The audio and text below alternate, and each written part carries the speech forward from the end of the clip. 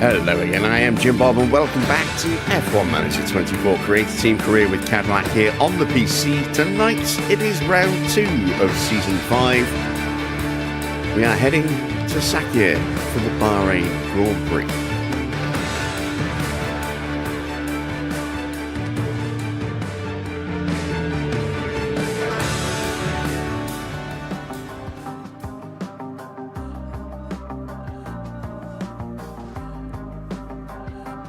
So, not a bad start to the season, all things considered. We did not qualify well with Max yesterday, but he came through the field really, really well at the Aston Arena at Abu Dhabi, and ended up getting himself up into 6th place. And Lando, who started 6th, just missing a little bit of the pace in the wet conditions. Dropped down to 9th in the end, but a double points finish for both of our cars. We really did kind of struggle in the opening periods. I think we were basically not pushing as hard as the AI with the tyres, but conversely that meant that we had more grip and more pace available towards the end of the Grand Prix, and that's when the team started to come alive a little bit and we started to move back up the order. Let's see if we can keep that kind of pace going. We've got 3 upgrades on our car that we've already built and applied. This is where we stand right now. So still got the best tyre wear, which is nice. Our engine cooling is number 6 right now, so that's improved slightly. 10th, so slap bang in the middle of the pack on dirty air tolerance, which is always a good thing. And our low speed downforce has improved a little bit as well. But we are still lagging in certain areas, as you can see.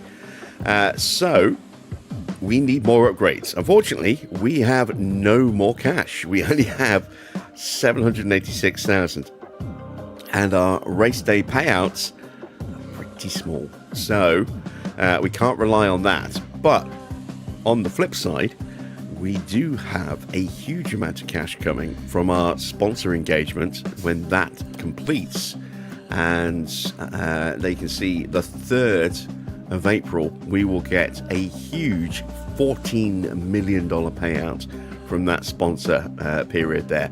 And that's going to go a long way to funding the next round of upgrades on our car.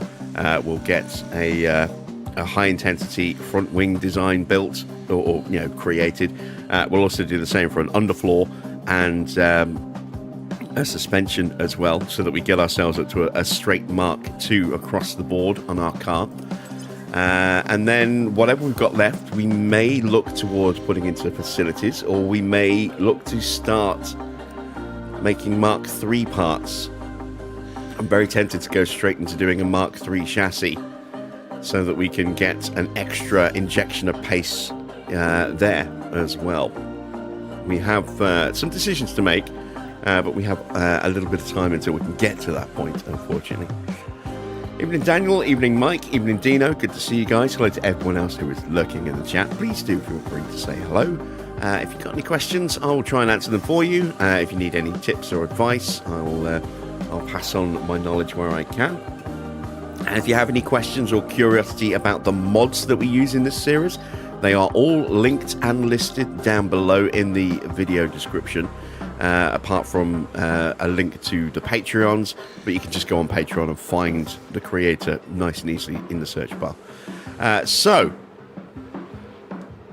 let's see. It is the day of Sakir, the Bahrain Grand Prix.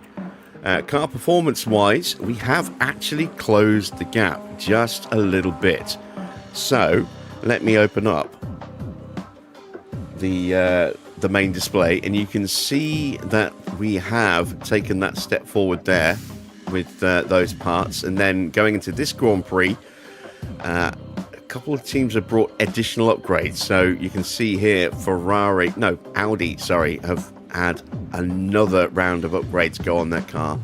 McLaren have maybe got one part on the car that's new, and then you can see here an extra part going on, or at least one extra part going on for Aston as well. But this is the important thing. Look at this. We are now inside 1% in our gap to McLaren.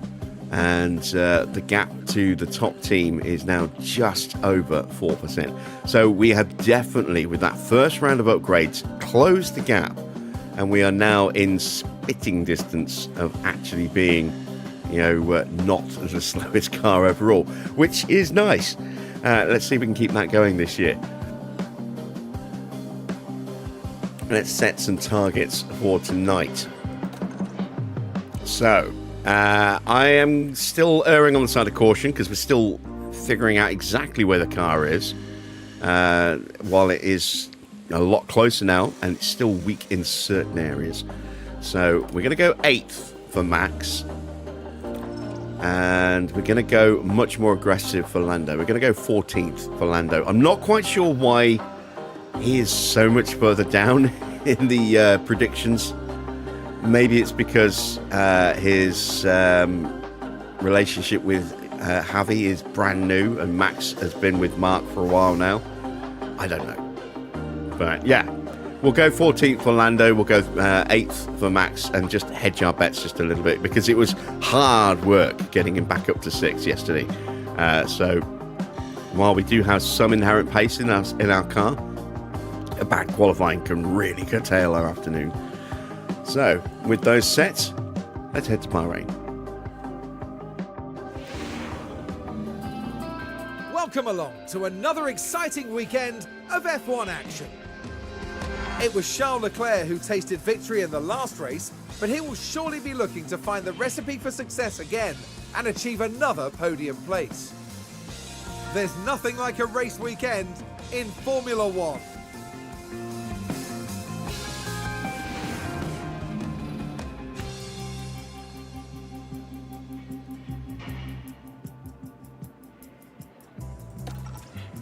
Weather is going to be absolutely fine here in Bahrain, so no threat of rain or anything like that. We are going to put Ugo back in the car again.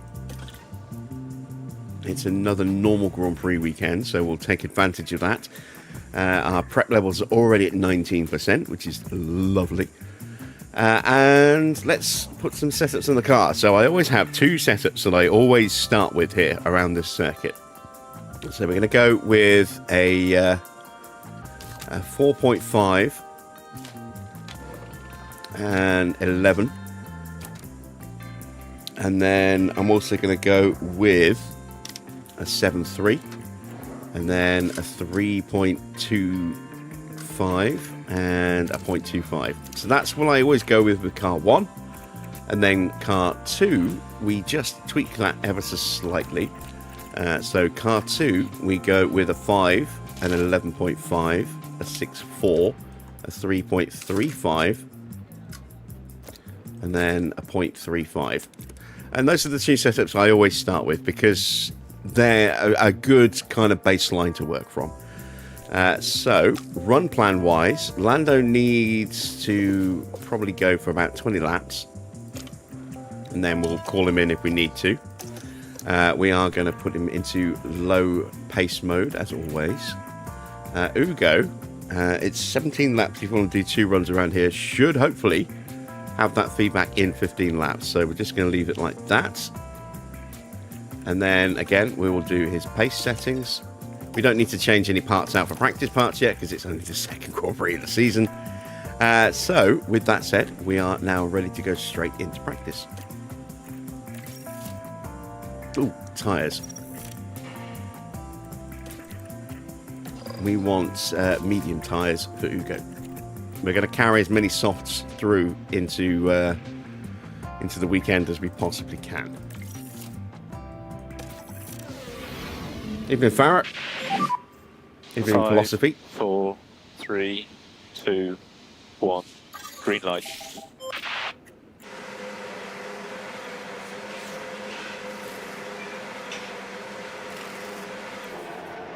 Starting a Lotus career mode. Number 1 driver will be your own character. Number 2 will be something you haven't decided. Spinning a wheel to decide. Yeah, I have to admit, I have toyed with the idea of putting myself in this game. But I just never got around to it. Keep warming up the brakes. Yeah, okay.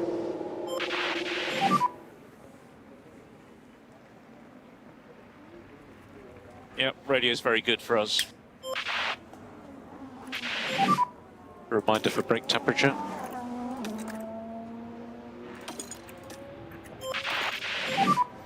Try to reduce curb use and it's unsettling. All right, we have a whole new list of rookies, of junior drivers that are here that I just don't recognise. Let's go in and have a look. So Sanhueza is back at Ferrari still. We've got Vittoria Figueiredo for McLaren, Lorenzo Amato and Wilhelm Nagel at Racing Bulls. No, Ford. Subtly Lindsley's back at HiTech. Wright Buckley. That's probably another one for Dino. And Wilson Cairo. They are in the car for BMW Williams. We have anyone else? Luigi Dalla is getting another run at Aston again. And obviously we got Ugo back in the car as well. So yeah, some new names in the junior ranks for FP1 today. And let's speed our drivers up a bit.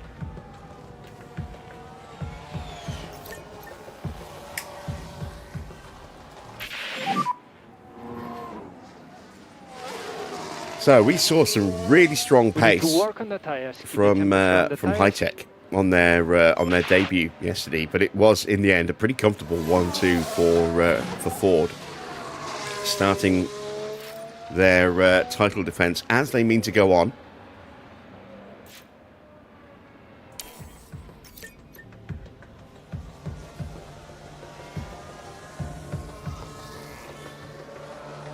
We saw a bit of a rough start for our newer drivers on the grid as well. Drogovic didn't do too bad, but Freddie Vesti did not cover himself in glory on his F1 debut.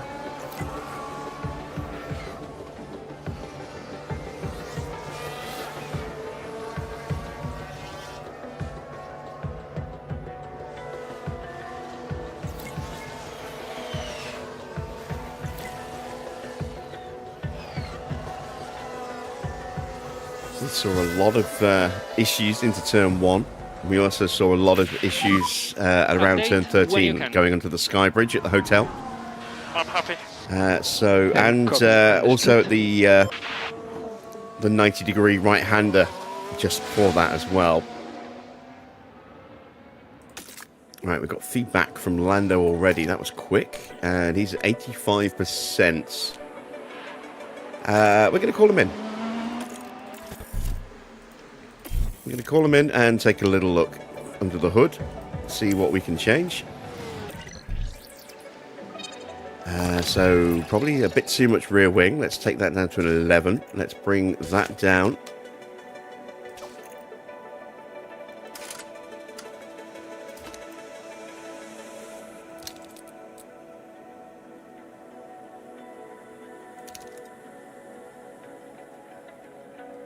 We need to find 15%. I don't know if that is going to be enough, but we'll try it. Looks like we're going to have to potentially extend our stint here for Ugo. He's a little slow on the feedback. Evening, Gina.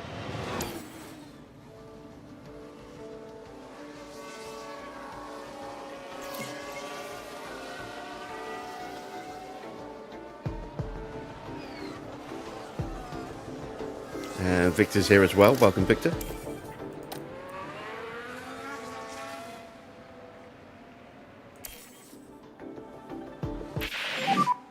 And try to work on your front tires.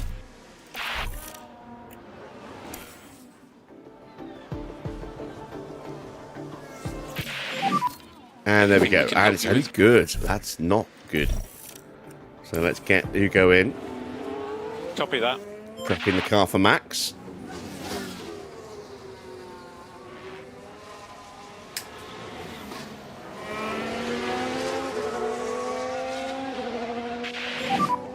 Confirming you are boxing this lap. Oh, that purple really pops in the sunlight, doesn't it? Actually, should you choose Mercedes or Ferrari as a powertrain supplier? Mercedes have got the best reliability. Ferrari have got a little bit less reliability, but a little bit more power, better acceleration. So I would probably go Ferrari.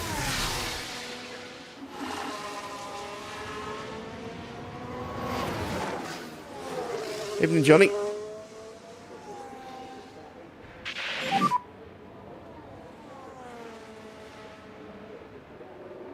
Make sure your limiter is on. Stopping on the marks, going to P1, please.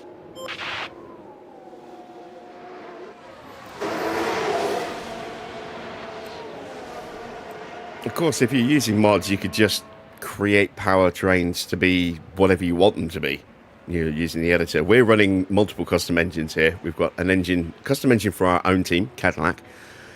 We've got a custom BMW engine for Williams, a custom Honda engine for Aston, and we have edited the stats of the main engines as well. So, I mean, yeah, at the end of the day, that's not really... If you're using PC, then you can just mess around with the editor and do whatever you want.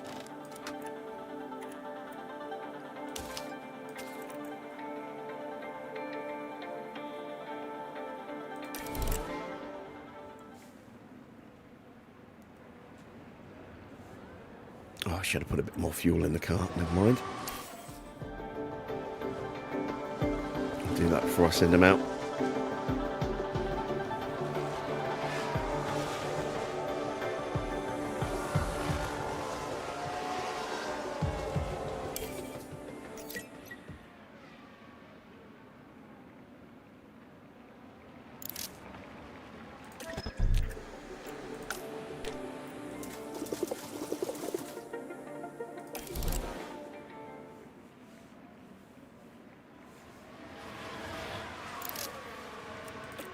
And there we go. Ugo back out for his second run.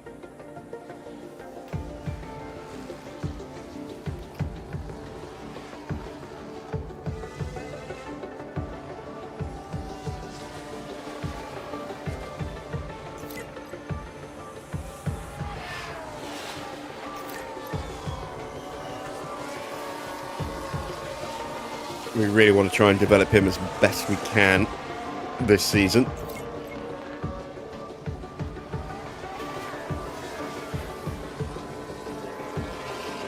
Try and get him to a point where he would be grid ready if we decide we want to put him in the car. I mean, we still have 3 seasons of Lando and another, I think, 4 seasons, including this one for Max on their contracts. So there's no immediate path to the grid for us, or with us, as I should say. But I would like to see him get a seat. So maybe when Lando's contract expires, we'll bring Ugo in. That's assuming we're still in charge of Cadillac. We may potentially have moved to a different team or even ended this series by then.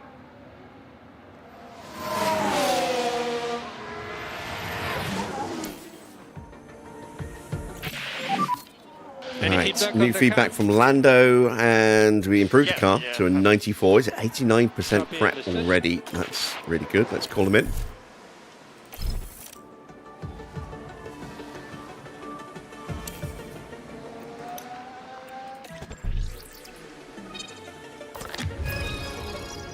All right, we need to find 6%. Okay, so that's going to be basically a big jump there, and tweaking that back to there, bringing that back up like that, and hopefully that's it.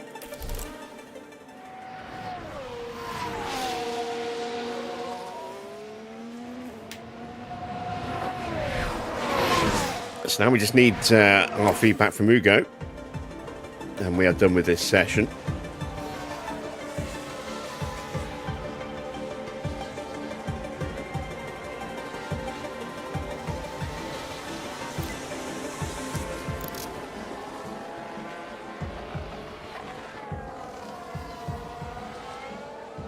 got our car part knowledge up to 93% now. That's good. We should hopefully have that up to 100 or close to 100. Depends how much running we actually do for the rest of practice. Probably not that much with Lando, but Max will do a little bit more because he needs that track time. But we might get that up to 100% by the end of practice this weekend, which would be nice.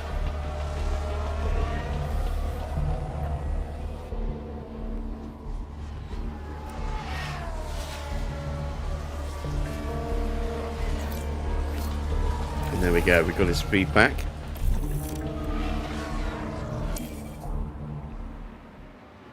Just before the end of the session as well.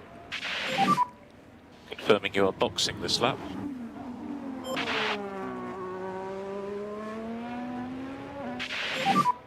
So limiter should be on now. So just stopping in front of the garage and P1 please.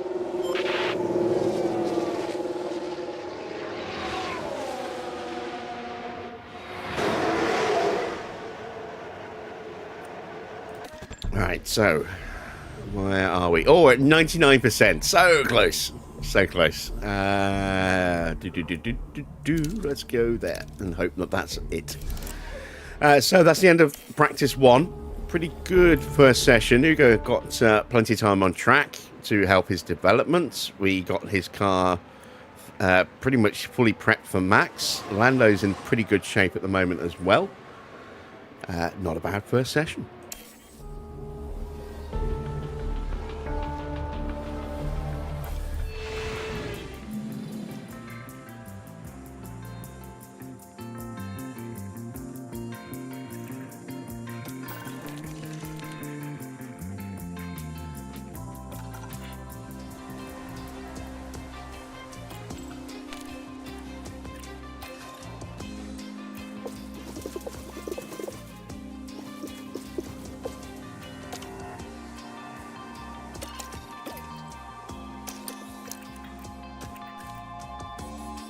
Okay, into practice 2. We're going to go with about 30 laps of fuel for Max on the hard tyres. Might not need all of that, but we'll see how he does.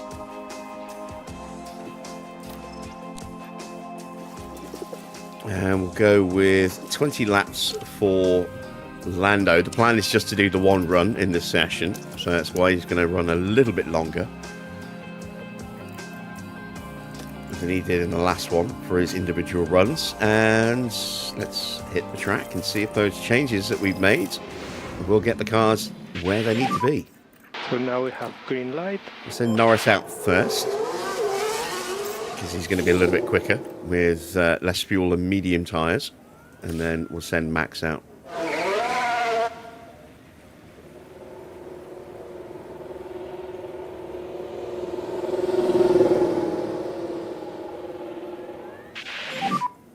You need to learn the gears. Okay, yeah, confirm. Cool. Let's get plenty of brake temperature, if you can, please. Yeah.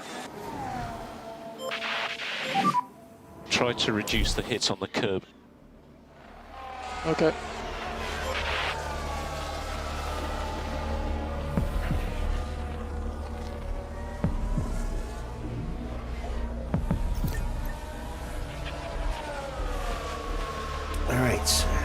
A little Let's see mistake what for happened. Mick at the end of the lap. Let's have a look at the action. It's all at the final corner. And they just can't keep on the track. And they'll find themselves at a disadvantage if they keep on doing that.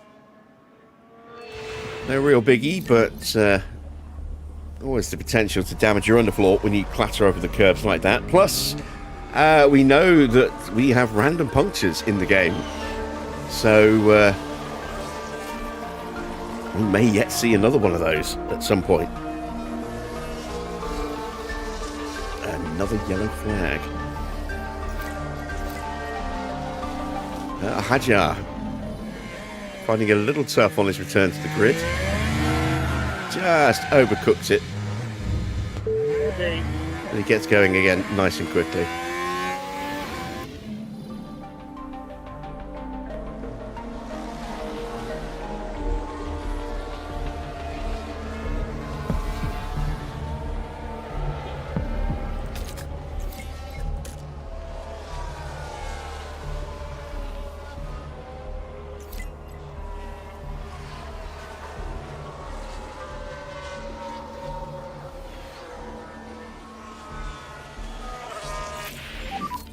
And there we go. Lando's car is perfection. Copy that. And he's a happy man. So just need to wait on Max. His car was 99%, so we've either got it to 100 or we've gone backwards and got 98 or maybe even 97. Evening Serrada.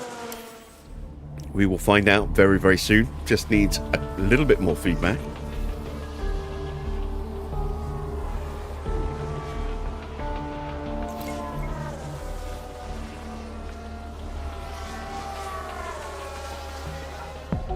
And we've got our car park knowledge up to 100% now as well. Excellent stuff.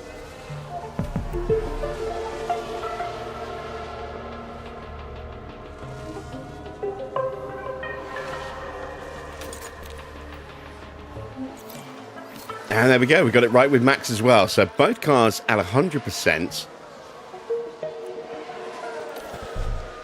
Let's see what his actual prep level is. There we go, fully done.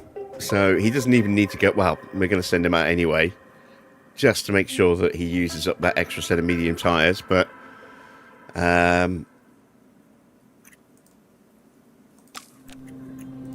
do that now. And then we don't need to send him out at all in the next session.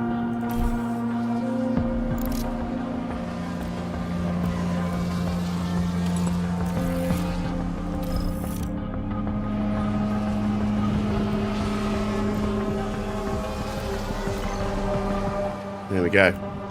All done. Lando is complete.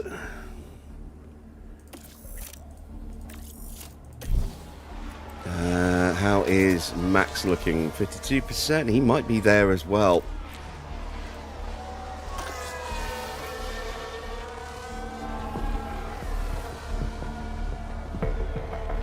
Let's call him in and take a look.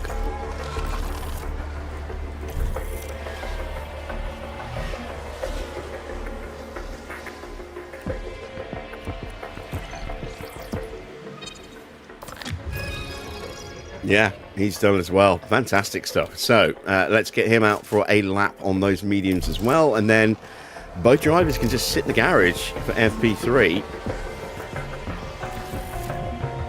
And we won't have to worry about any crashes or collisions or lockups or spins or anything like that affecting us.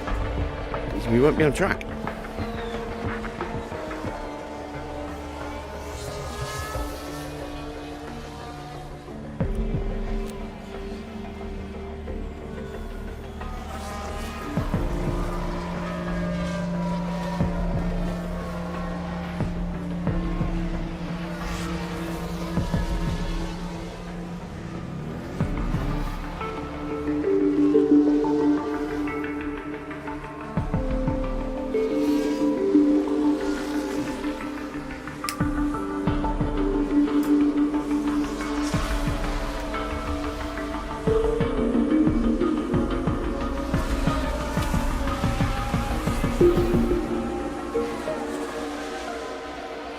So I think this is going to be a breakout year for Lindblad. We've seen some really strong pace for him, and the HiTech car is pretty decent.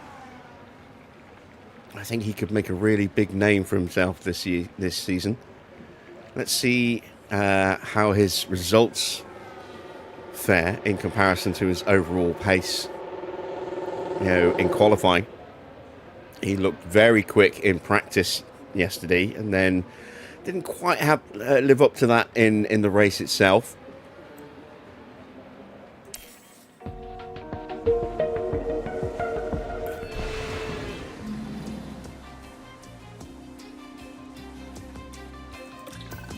Practice 2 is done.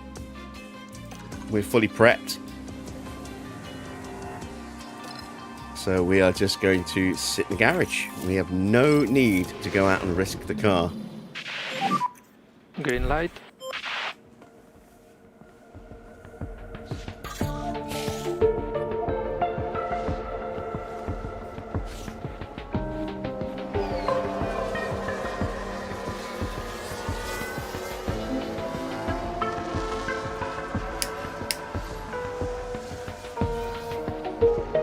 Let's have a look at that. Now, Alex Albon is part of this. And nearly... Mistake. Oh, very just wide running there for wide. Albon. Really, they must be careful.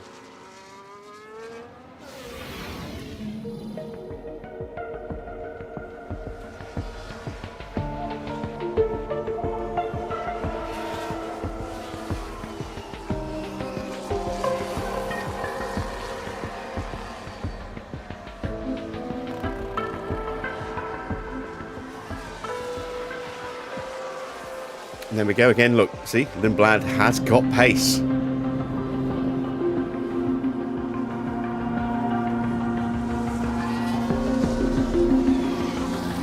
Let's just take another little look at that car, shall we? Because it is a pretty...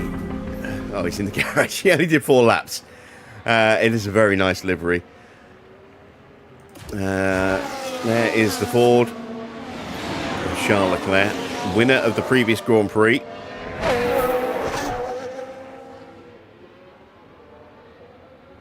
And we do have a second Ford livery available for future seasons as well, which is nice. We can still take a look at that car there, the HiTech, thanks to Mick still being on track.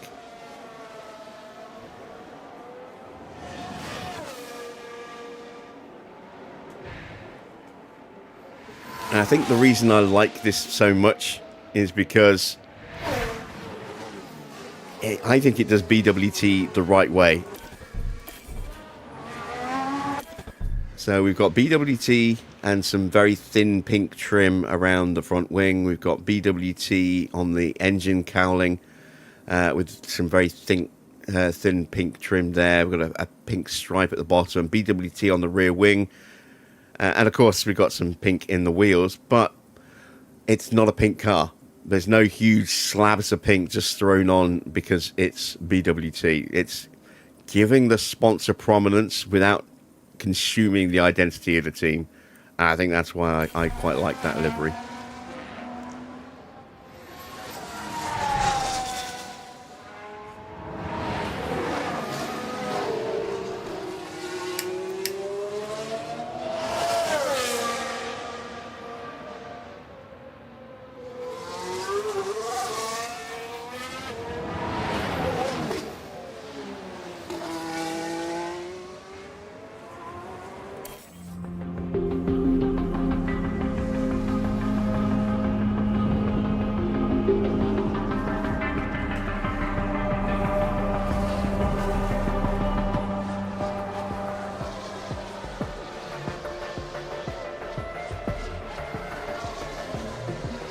That's both HiTechs in the top 5 so far. Again, short runs, just 4 and 6 laps.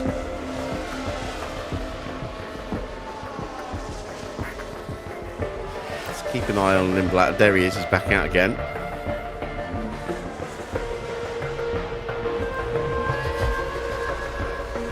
See what he does across the line. 132.0.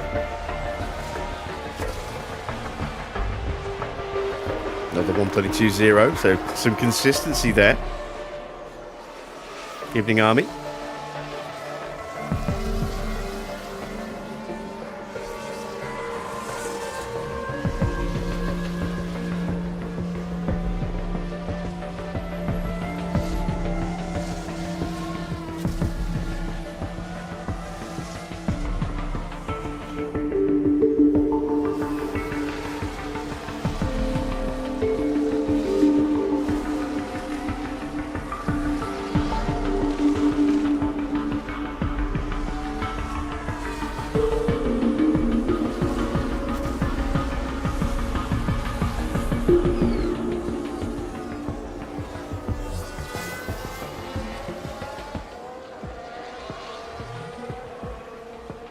Who's Doreen?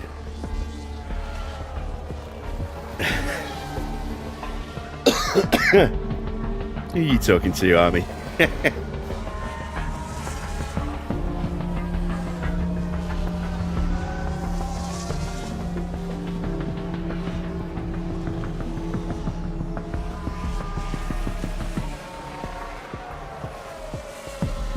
So Doreen. I don't know if that one's going to stick.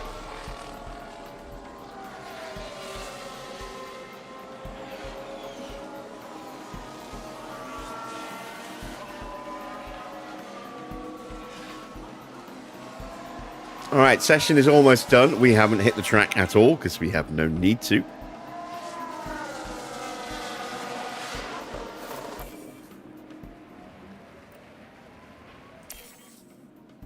And we are fully prepped and ready for the start of qualifying. Fantastic stuff.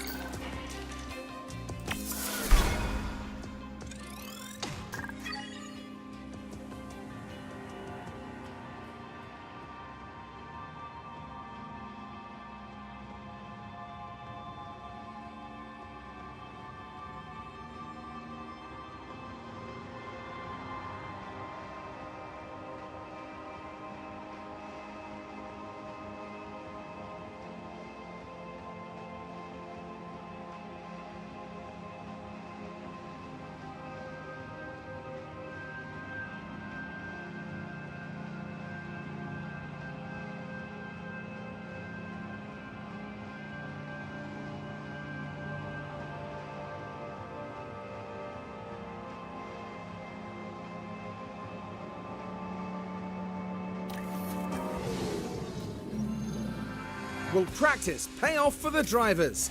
Well, we're about to find out in qualifying. Bahrain's track is dusty and abrasive, and even under the floodlights, qualifying is tough on soft tyres. Teams will need to use their tyre allocations wisely. Let's talk about Mercedes for a moment, Karun. Where's their driver going to be at right now? They had an excellent performance in practice, setting a solid lap time. They must be feeling confident. But confidence doesn't necessarily mean success in Formula One. You're going to want to join us for this, folks, so fasten your seatbelts.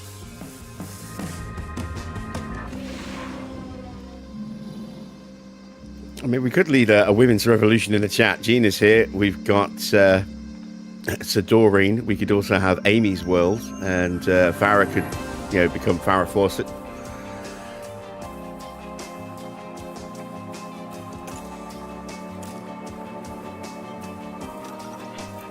Right, we need to make no changes at all. Let's go straight to the track.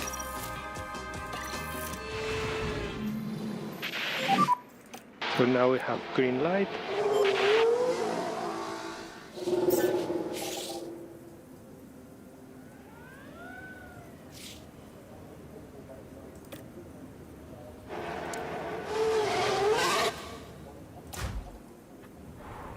Let's see if Max has got engine noise this time. Yes. Good stuff.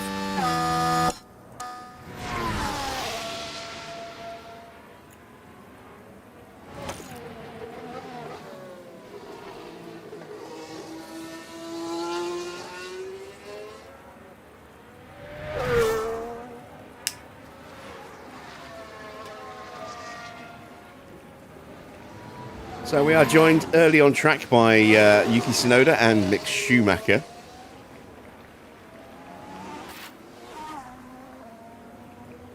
Let's see if our first run will be nice and good. We've also got Colapinto making his way onto the track now. Oh yeah, I've no doubt it was just a weird glitch.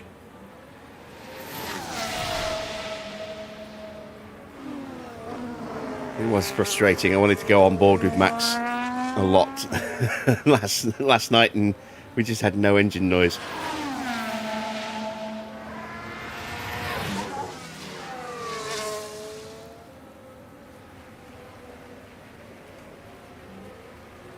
Antonelli's making his way out of the pits just as we are starting to wind up for our flying lap. Lovely stuff. Mode push. And now we have Albon making his way out as well. So it could be potentially a little bit of hold up into turn 1, 2 and 3 here. Good to go.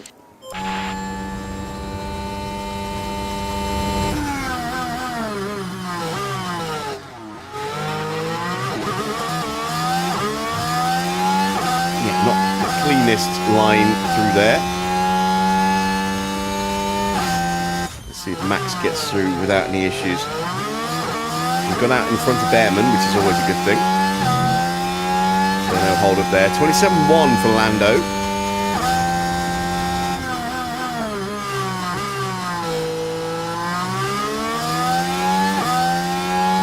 26.4 for Max, so 7 tenths lost for Lando, potentially.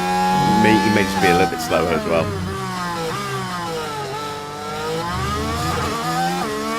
But certainly compromised.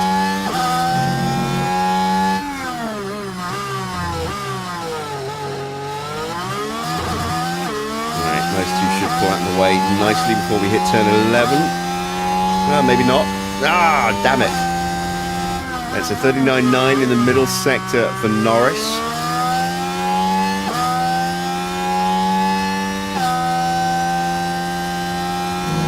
39.4 for Max, so he's just quicker as well. Looks like Norris maybe only lost a couple of tenths on that first sector then. He's down over a second right now. He's down 1.2 seconds. 23.0 across the line for a 130.0. Here comes Verstappen, and he is looking much quicker. And he finds another 3 tenths in the middle sector and the final sector as well. So 1.5 seconds quicker. Huge lap for Max. Terrible opening lap for Norris there. Watch for traffic with Verstappen.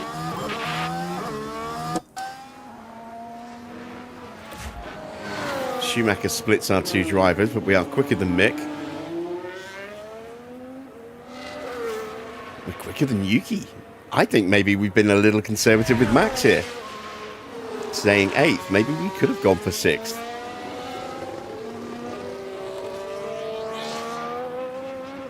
So why is Lando so much slower? Colapinto pops up into 2nd, and we're quicker than Colapinto. Right, Antonelli's going to be a good test. Let's see what he does. He's going to be giving Albon a little bit of a tow in the back half of this lap.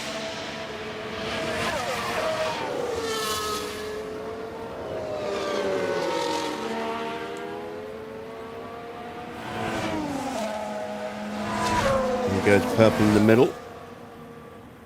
You see Lando getting out of the way.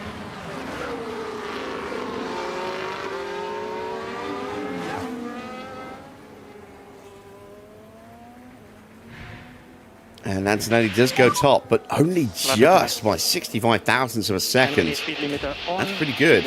Looks like Bearman maybe got held up a little bit at the end of the second sector.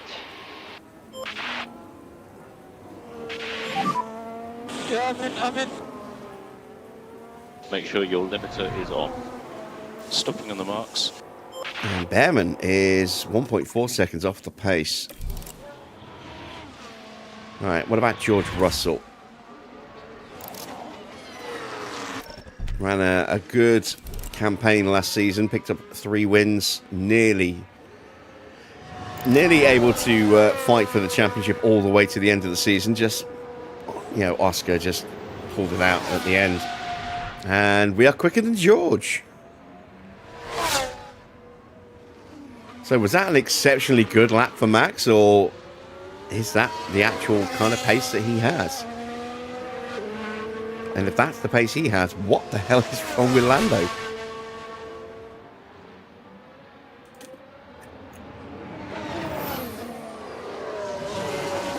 All right, Oscar is starting his flying lap.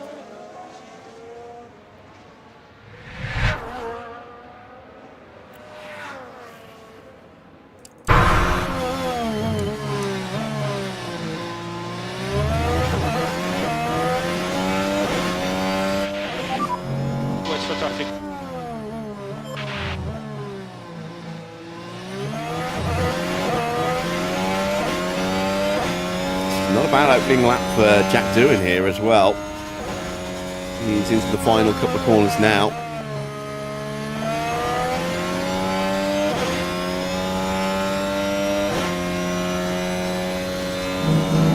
Yeah, Oscar's looking quick.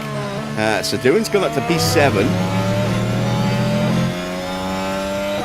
We saw how close the cars are in terms of performance, or performance potential. We saw how close qualifying was at Abu Dhabi. Are we going to see another really tight grid here as Piastri goes top by 2.5 tenths? So Max is within about 3/10 of Piastri there. That is really encouraging.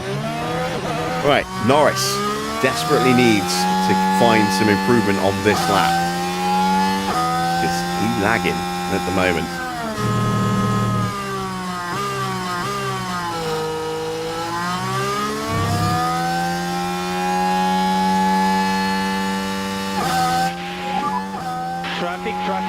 Traffic. And it will be charge button off for last corner. So who's that in front of us? That is Porsche Good to go. on an in lap. Just crossed the line. He's got it to second place. And then in front of him, I think, is Sonoda or Liam. It might be Lawson on the out lap, actually. It is. It's Lawson on the out lap.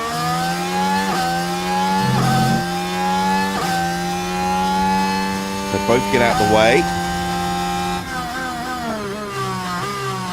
First split coming up. 26.4, that's much better for Lando. Max, I think, got a little held up. But he still hits 26.4, so maybe he got away with it. Not a good first sector for Lindblad, 29.4. Ooh, he's lost 3 seconds. Not too good for Sainz either.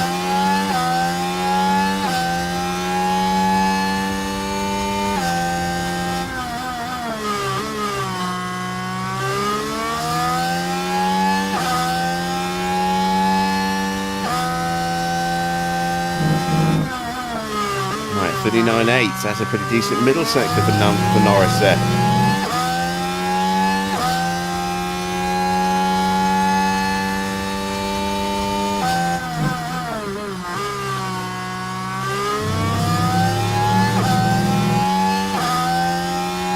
Driving for the line.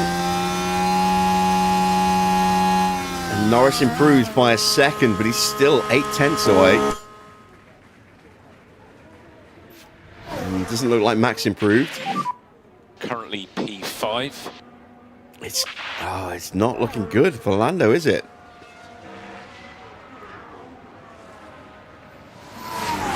It just doesn't seem to have enough pace. I think we might have to do a slipstream run for him, just to make sure he gets through.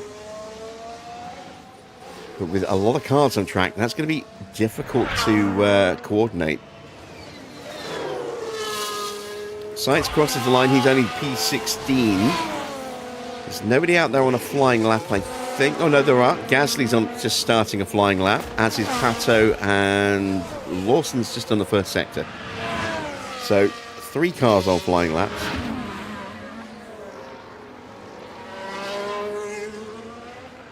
Not a good first sector for Pato.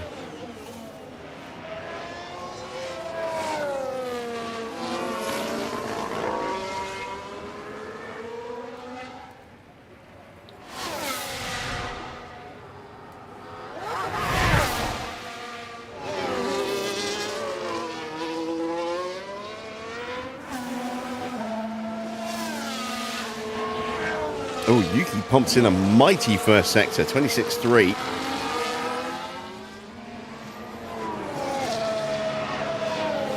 This is looking pretty good here. Aston do, on paper, have the best car going into this Grand Prix. At least, according to the parts that they have designed. Doesn't necessarily mean that they're fitted. And certainly not necessarily fitted to both cars. But, wow, Lawson only just gets through into 16th.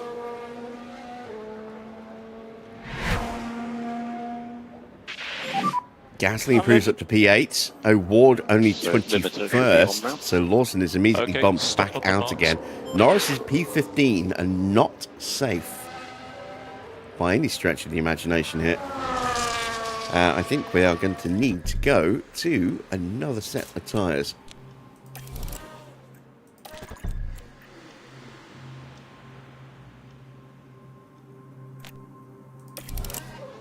And we're going to try and give him a tow behind Max.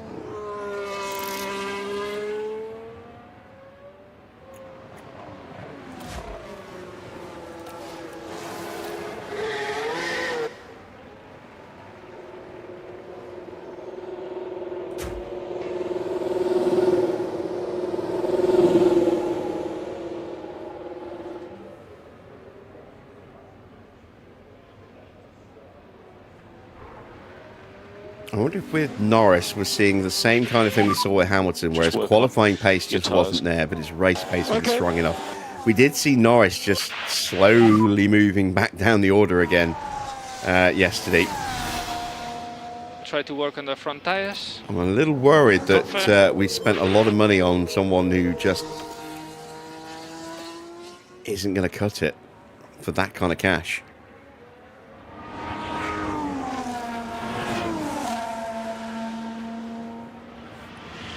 All right, Albon improves to P7. George is on a lap right now. Here he is swooping down towards the final turns. Turn 14 and turn 15. And driving towards the line. And he goes up to P3. Max still way up there in P7, but Norris now in the danger zone.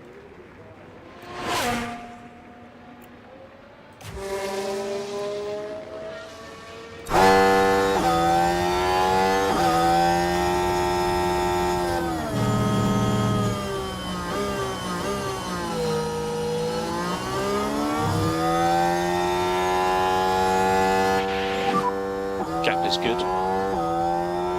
Good to go. And track is clear, track clear. And charge button off for last corner, charge button off. Right, please tell me we are close enough.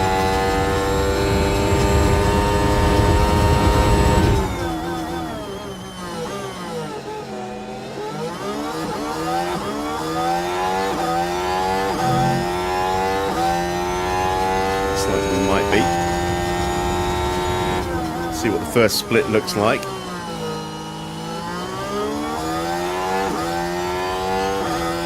It's purple, 26-2, very nice.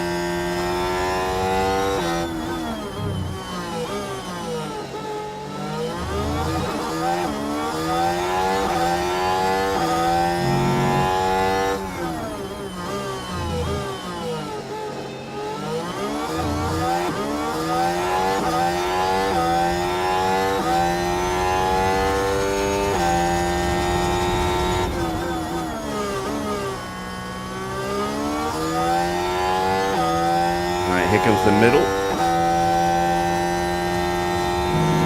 39.5. Lost a tenth to Max in that sector, but still a personal best. This should be enough to get him safe.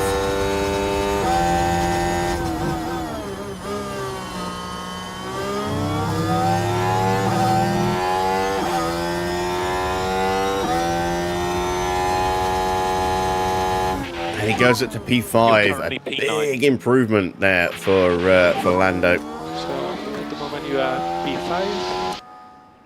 So we had to sacrifice Max's chance of improving to make sure that we got Norris through. How much improvement is actually out there? That's a monster first sector for Charles Leclerc. Have we just inadvertently put Max in danger?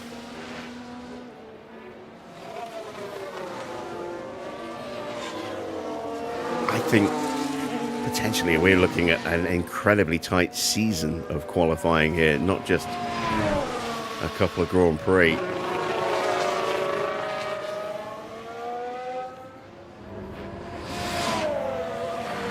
Piastri is improving as well.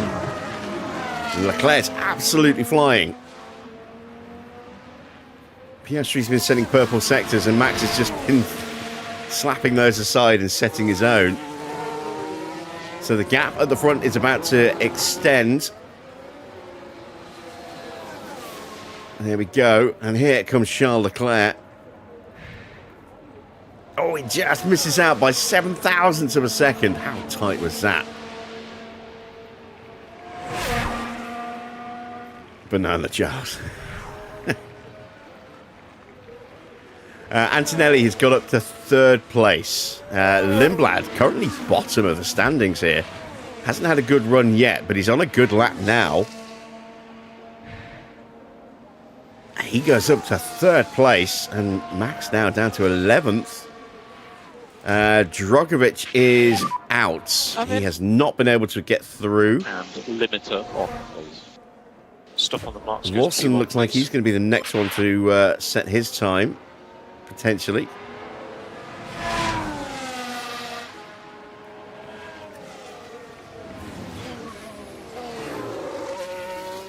We're back in the pits, so it's now no longer in our control. It's now down to whatever the rest of the grid does. Lawson improves up to P4. Colapinto improves to P15, but he stays below us, which is important. Bortoletto is done. Albon's out there. He's matched his personal best in the first sector. Here comes Carlos Sainz. He's on a really good lap. Tucks up behind Pato O'Ward, I think.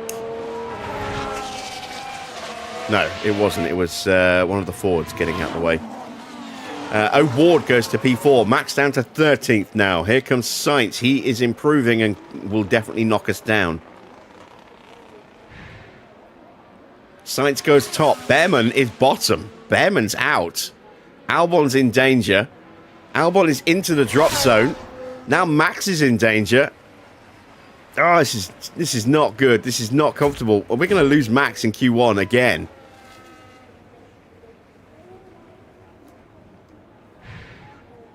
Hadjar improves to 13th. Max is out. I don't think Albon's done enough. Drogovic is done. He's out. Albon does not improve, but Max is out. Max looked free and clear. And now he's out. And Norris, who got all the way up to 3rd, all of a sudden is in 14th place. It's 4/10 away from the top. This season potentially is going to be absolutely brutal in qualifying. How tight were those margins? That's absolutely insane. Let's take a look at the standings. Look at the gaps. 500ths, 100th, 7,000ths, 1/10th, 200ths, 3,000ths, 1,000th, 500ths, 500ths, 200ths, 400ths, 8,000ths, 1,000th, 400ths, 100th, just under a 10th. You know, tiny margins all the way up and down. And you see Max just half a second away from pole position, or top time. That's too much. Mick only just making it through. Qualifying this year is going to be absolutely brutal, it would seem.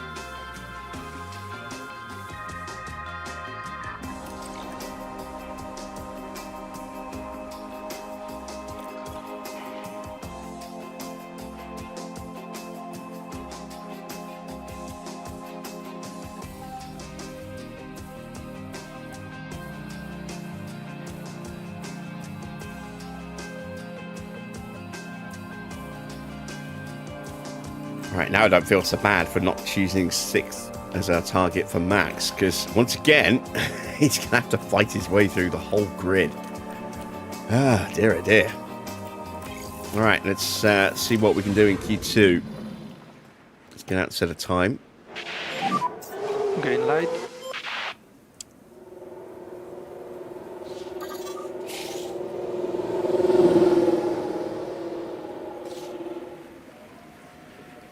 We may potentially just have to ignore Norris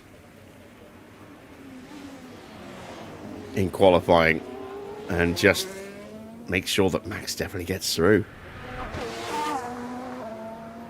from here on in. I mean, at least it's Max who has that pace and that ability to cut through the field that's starting further back. Norris is a little bit unproven at the moment.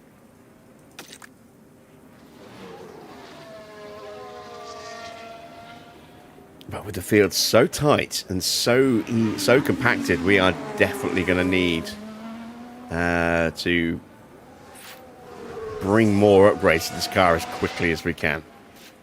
We will get that started tonight after this Grand Prix before we get to round 3. So stick around after the race. We will have a little bit of admin to do, and that will include getting our hands on that big $14 million payday, and then starting some more car development. Evening to Marcel.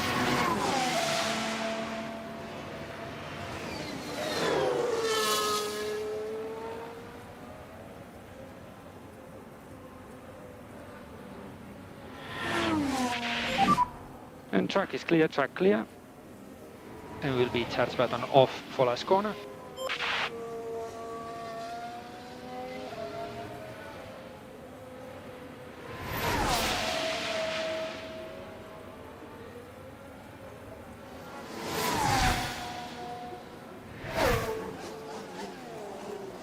Evening, Adrian.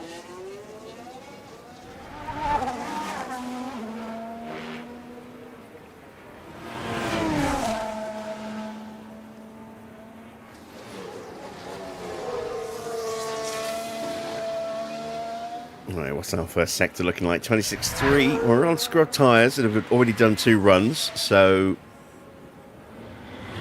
not stellar pace, but not horrendous.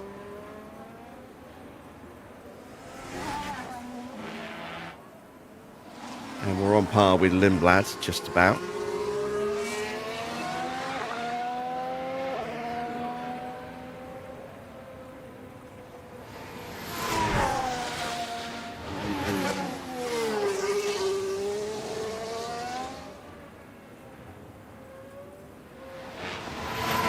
Right, here comes the middle split. 39.4.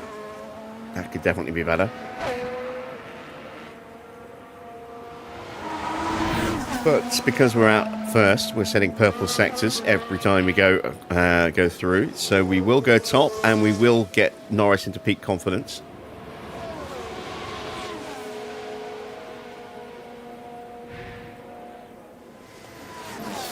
On 28.3.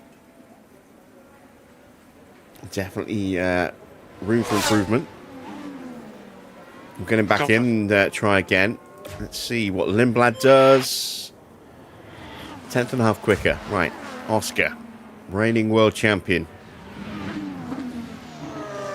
has been outpaced by Lawson in the opening sector. But only just.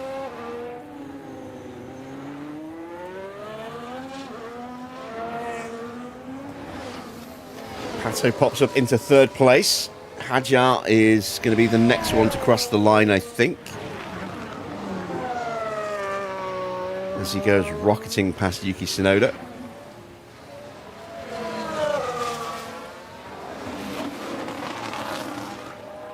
It's not been a great middle sector for Hadjar. And he goes 1.2 seconds slower. Right, here comes Isaac. Here comes Oscar. Lawson is nip and tuck with him as well. Piastri goes top with a 127.9. Here comes Lawson across the line. And he misses out by 27 thousandths of a second. Doohan goes up to P6.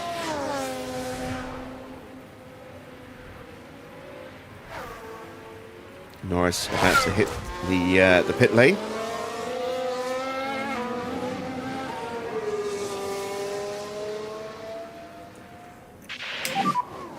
Landing pit lane. Speed limiter on and speed limiter on. Okay, stop in front of the garage.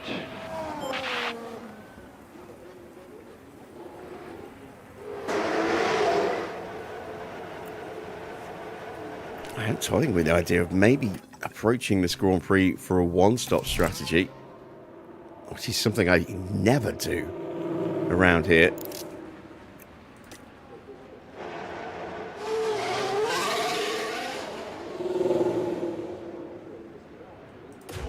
Here comes Yuki Tsunoda. He's getting slightly held up by Gasly. Gasly just starting his lap. Would he have to yield? No, he doesn't. So we'll give Tsunoda a tow up to the line, but that would have compromised him at the end of the sector slightly. He goes to P3, but I think he's got a little bit more pace than Lawson, so would not be at all surprised to see him jump his teammate at some point. There is George, and there is Kimi just behind, or just off shot. Sorry, not Kimi. Teo.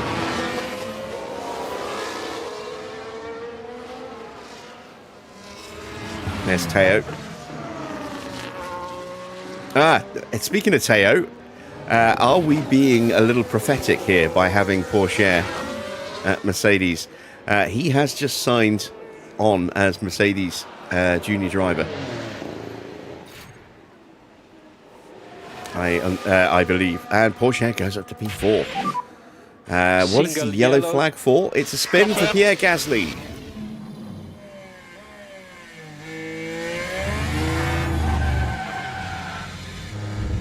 Just close the rear on exit.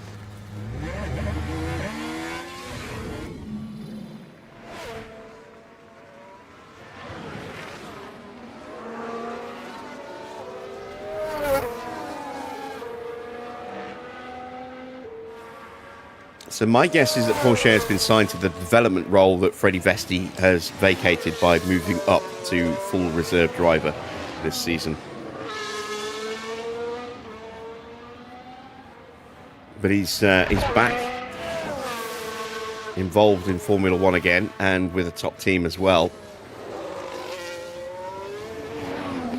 Looks like they are maybe And tire temperatures are good. thinking about a potential replacement for we have a train George. of cars. Should George move along? Charge button off for last corner. Charge button off.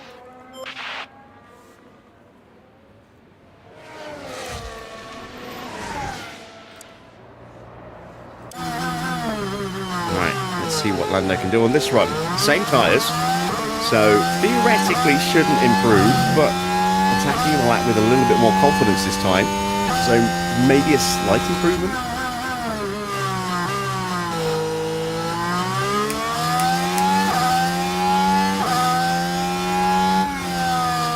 .6.2 in the opening sector.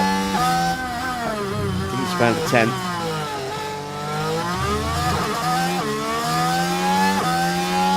Antonelli is top. 127.8, just ahead of Freddie Vesti. Wow, good job, Freddie.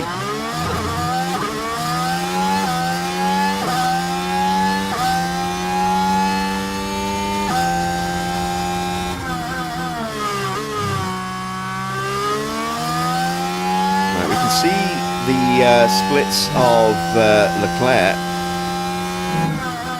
We are comparable to Charles Leclerc here, and comparable to Schumacher. He's just crossed the line in front of us as well. Right, here comes Leclerc up to the line, and Leclerc goes P5.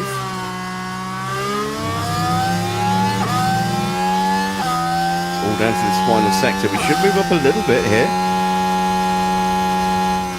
It was a little bit. We moved at one place to split the two HiTechs. No improvement in the final sector there. Tyres maybe giving up a little bit at the end of the lap. But not bad, considering that's 2 runs on scrub tyres. We'll put on the tyres he completed his final run in Q1 in. We'll put those on the car. So they'll have a little bit more grip, and we'll see if we can maybe get him a slipstream as well. Just to see if we can definitely get Norris through into the next session.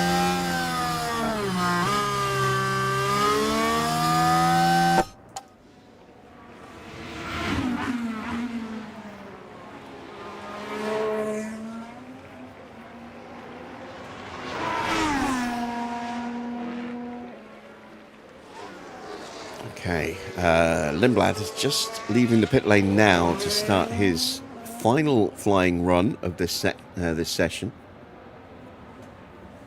And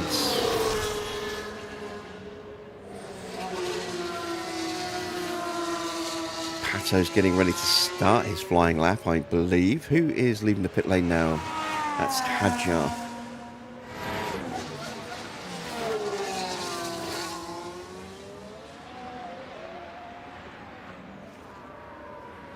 Now Porsche firing up.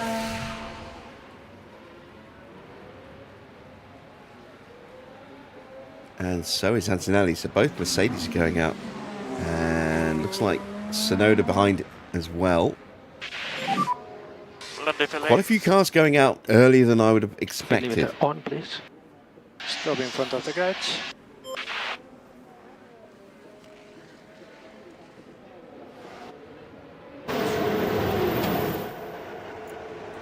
All right. Much better tyres. Although, theoretically, not worth any real extra amount of lap time. Let's see if we do get anything. There goes George Russell. So our slipstream choices have just reduced a little bit because we weren't quick enough to get out behind him. We've still got Sainz. No, we don't. Sainz is behind us, isn't he? We've still got Piastri, Leclerc, Vesti, and Lawson that we can try and jump out behind.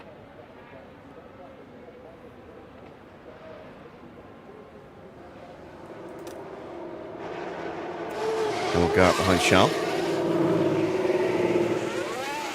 And there's Freddie Vesti. Wait, is Vesti using Piastri's number? I thought I said 81 for a second. It's not. Can't see what number it is because for some reason the numbers are a little offset slightly on the McLarens. Watch for traffic.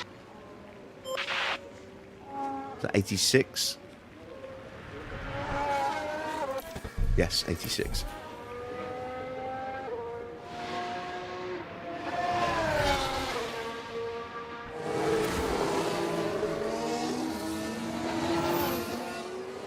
All right, that is Schumacher tucked up behind us.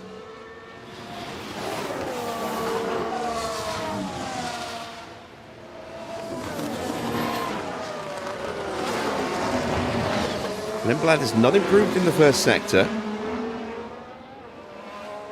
Hadjar has.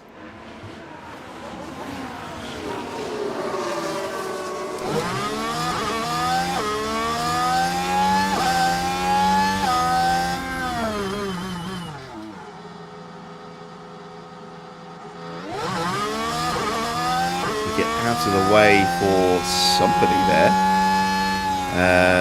Was that Hadjar? I think it was Hadjar, yeah.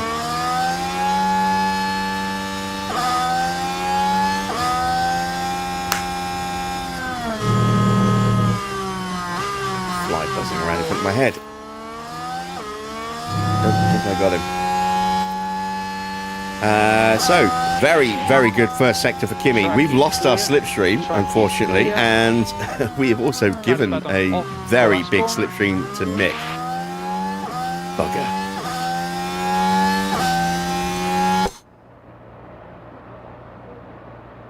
Oh, look at him closing in on us.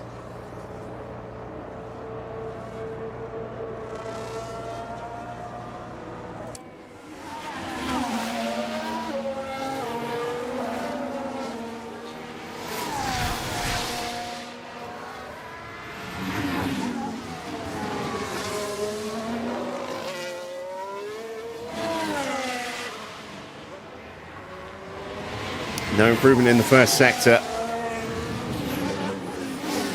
I think Norris is not going to get through this session. It's a bit of a shame. Antonelli has established himself at the top with a 127.7. Piastri now going purple in the first sector.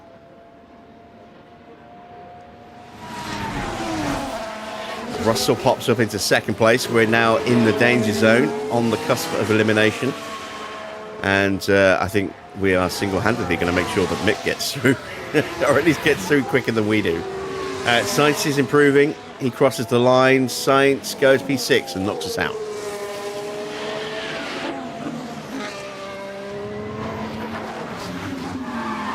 Oh, that's a lock-up for Mick. So we will qualify ahead of Mick Schumacher. And we need to try to Leclerc goes P4. Yeah, We do not improve. Mick aborts his lap. Freddie Vesti does not improve, but he is through anyway. O'Ward is out. Hadjar's out. Doohan and Gasly is still on laps, but it's not a good middle sector for Doohan. So it looks like he's going out. Gasly has improved in the middle sector, but I don't think he's quick enough to get through. He's slower than we are, and we are here. So I think Gasly's out as well, unless he has a monster final sector, and even then, I don't think it'll be enough. Doing out in P15, here comes Pierre Gasly. He improves to P15, so he found a second on that lap, but not good enough to challenge for the top 10. And we are at P11. Not bad, but where could Max have qualified if he'd actually got through? Because he has been quicker. I think Max would be in that top 10 shootout if we'd got him out of this session, the first session. So, let's see then who's going to stick it on pole position, because it ain't going to be us. It's Kimi. Lindblad in second will start on the front row. Yuki Tsunoda and Oscar Piastri on row 2. Leclerc and Russell in 5th and 6th. George ahead of Charles for row 3. Then Freddie Vesti ahead of Lawson, Pourchaire and Sainz. No penalties that we know of. I don't think anyone's going to be starting from the pit lane because no crashes. Been a very quiet weekend so far. Let's get ready for the Grand Prix.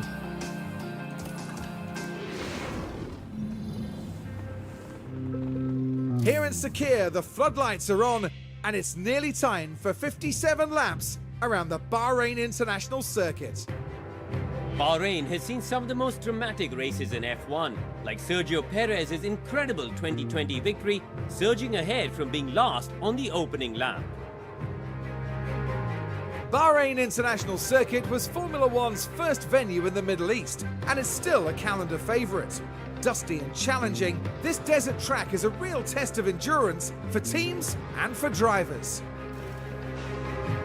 Welcome to race day, and before we get down to it, last-minute checks are being made.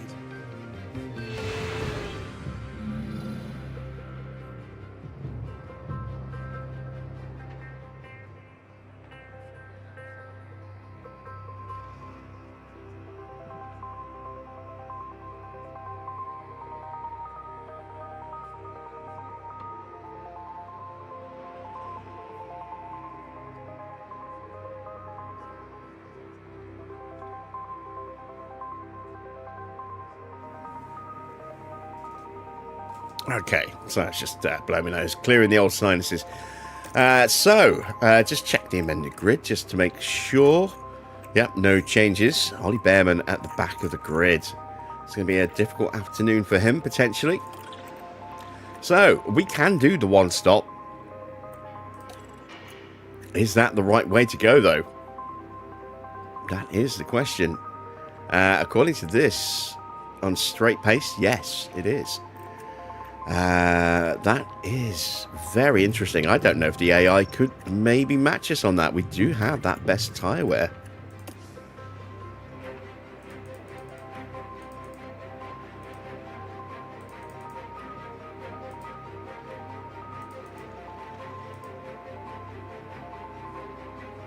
If we can get our tyres to about there,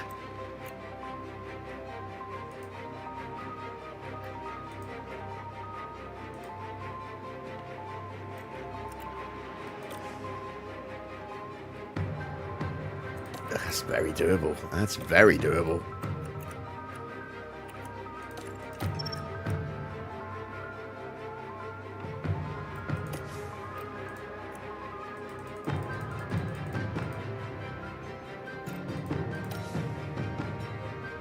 We're going to try it. We're going to try the one stop. This is something we very rarely ever even attempt. Never as a main starting strategy, and certainly not like this.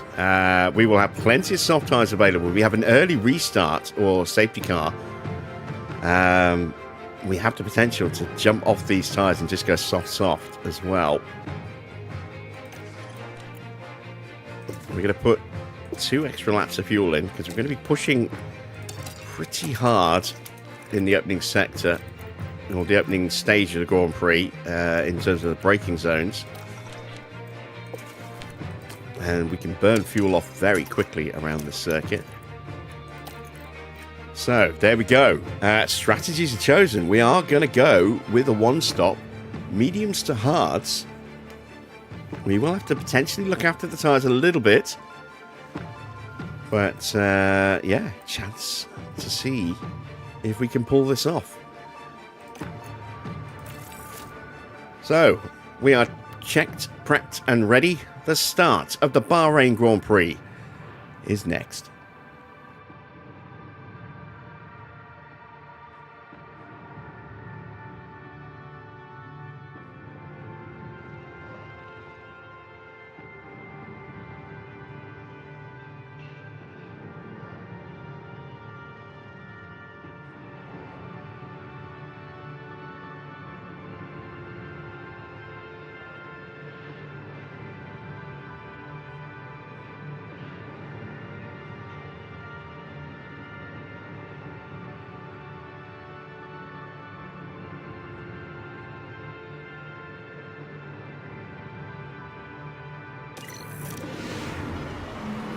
Final checks are being carried out by the teams, and it won't be long until we get this race underway.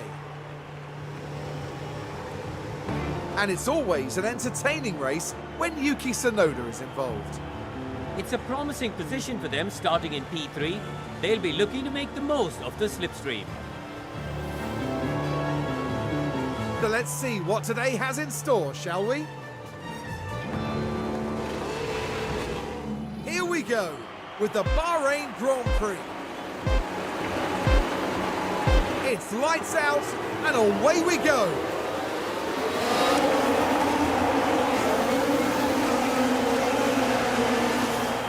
Let's see what we can do. Norris, Porsche, Bortoletto and Max, the only ones starting on the mediums. Everyone else starting on the soft, so these opening laps are going to be a little tricky.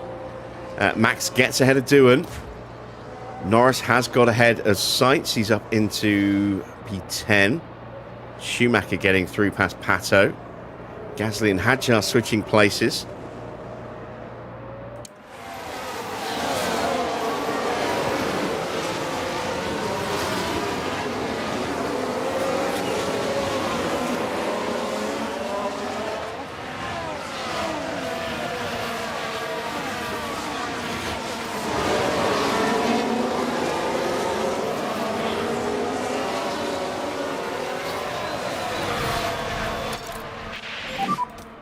And we need you to take care of the tires. All right. No management required. Okay.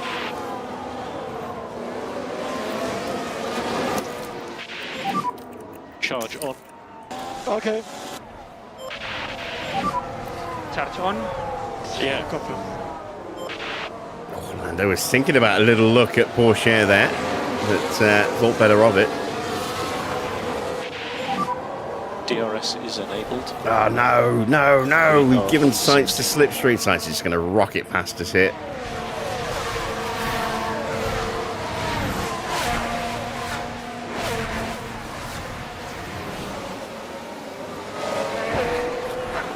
Max out of range already because we stopped pushing.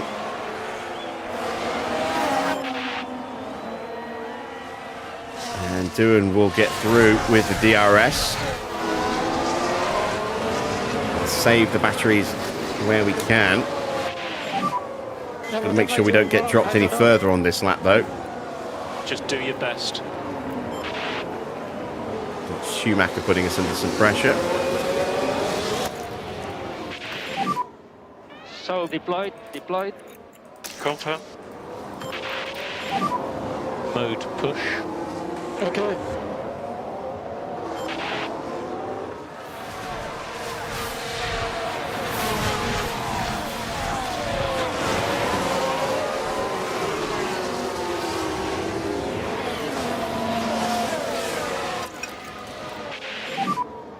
And try to cool down the tires as much as possible. Yeah, okay. We need to do the full management on this set. Okay. Charge button on, charge button on. Yeah, confirm. Max only just staying in range at the moment. We are definitely giving up a lot of grip. in this opening stint, given that we're on mediums and we're chasing down cars on softs. But potentially this will work out very nicely for us.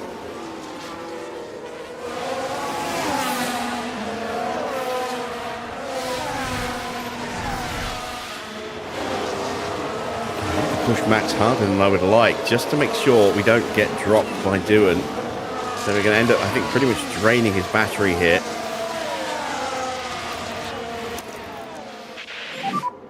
Use the energy. Yeah, confirm.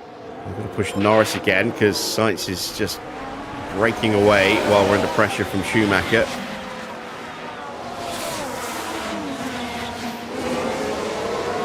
This is definitely more uncomfortable than I would like, pace-wise. And now I've got no battery left to push with. Charge on. Yeah. So Mick has been dropped. Sorry, Lando's been dropped. Max just about hanging on. But only just. It's very, very difficult. And you see Schumacher having a look at Norris. Down a bit, otherwise you just run out of battery, and then Max is vulnerable again. Yeah, okay. Out of battery. It's going to be compromised on exit here.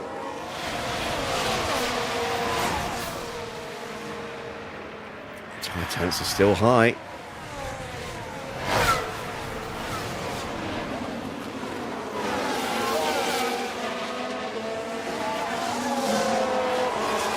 Had hoped that we could maybe stay in the train.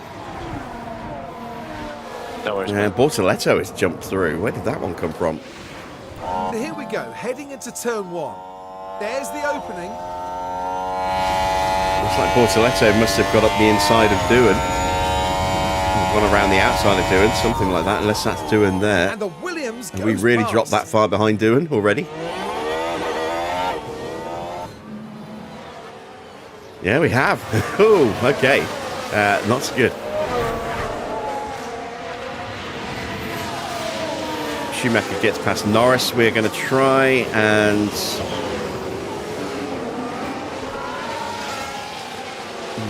maybe not try and put some battery in the car here. Yes, we are doing a one-stop medium to soft. Well, that's the plan anyway. Subject to change based on if we get a red flag, in which case we'll go soft.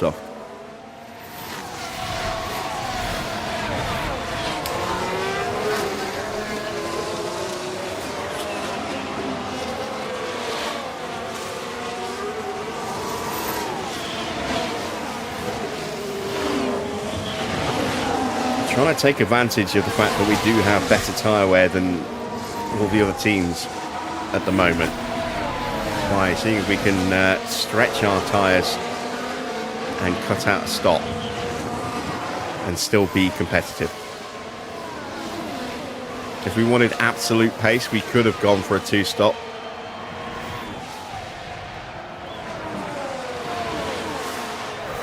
I'd rather not push the car too hard if at all possible. Pato gets through, he'll give us the DRS, but I don't think we'll be able to retake the place. These opening 10 laps or so, while the softs are better than us, are going to be painful. As is evidenced by the fact that Colapinto has now got in front of Max as well, briefly. Max back into 18th, but unable to stay with the cars in front.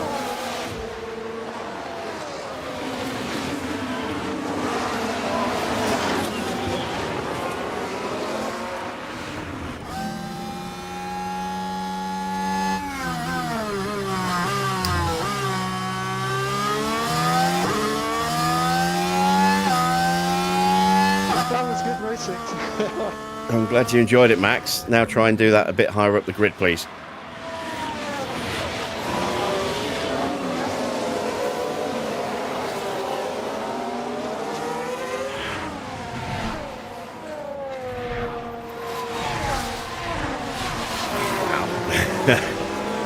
Gasly just went flying through there.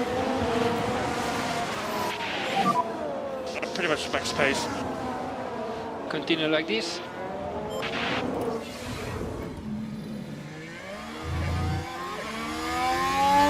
nice to hear from the other drivers every now and again.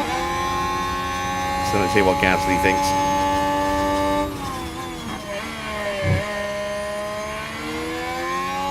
Finally. You weren't behind him that long.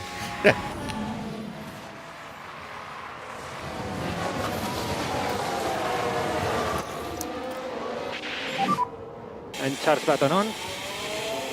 Finally, Pierre has got in front of Lando. That was a terrible rock impression, but you get the idea.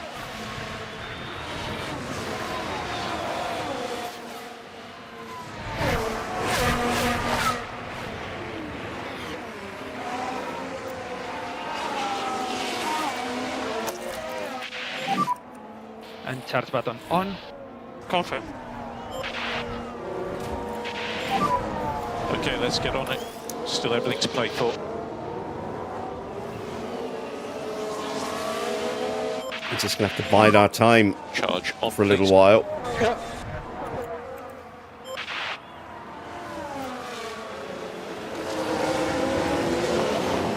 But our pace is not good at the moment.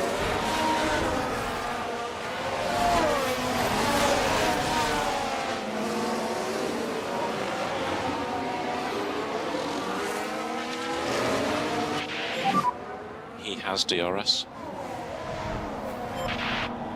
Agile gets through on Norris. Norris is just tumbling down the order at the moment. I'm really starting to think I've made a big mistake here.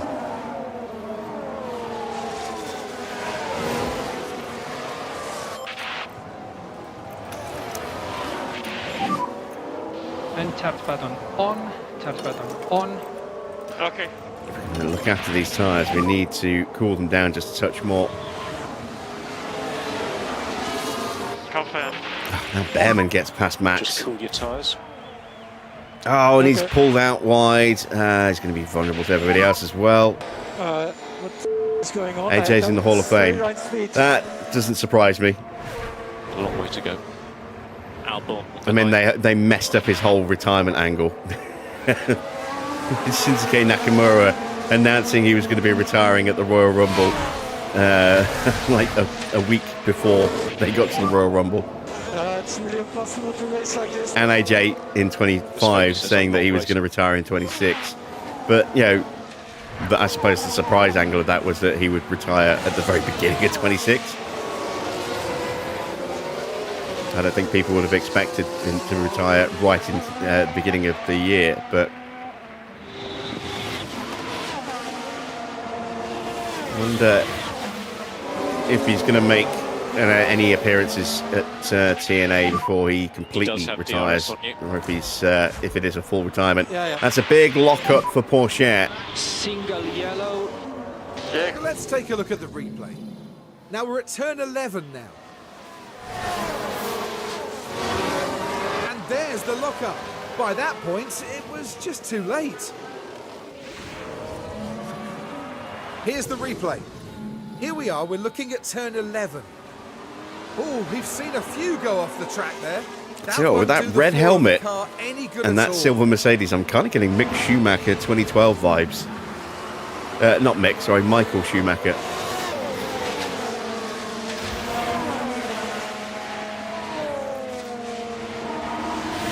Albon's gone in front of Max, but we are tyre saving to get the temperatures down and battery saving as well. So, yeah, everyone's just lining up to take a bite out of us at the moment. Drugovic trying to find his way through. I can't keep up with the guys ahead. Norris loses another place. Now we should be able to take a look here. Now this was the Sauber. Can they squeeze by?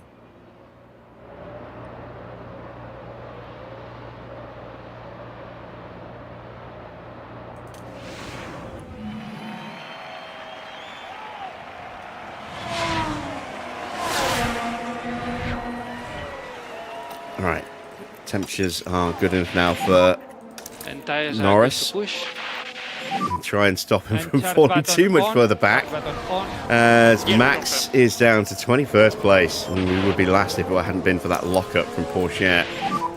Charge on. Yep. I'm just so slow. Yeah, have faith, Norris. Trust in the strategy that I'm not really all that sure is the right one anymore.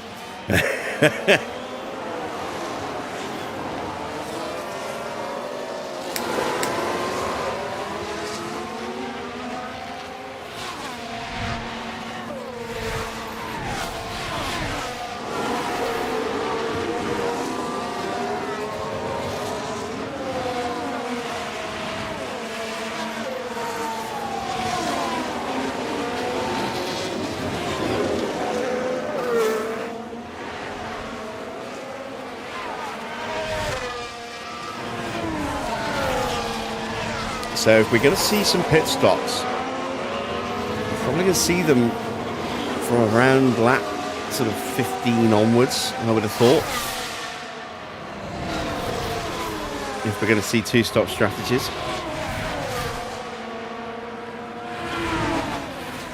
So we just need to keep toughing it out for just another 5 laps or so. As Felipe gets through.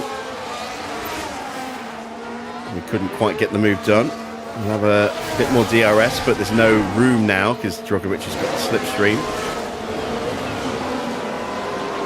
Everyone's being held up by Lando.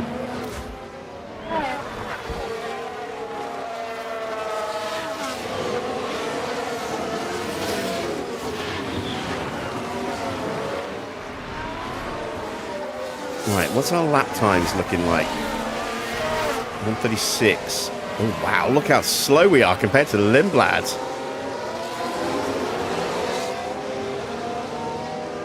In fact, compared to most people, actually.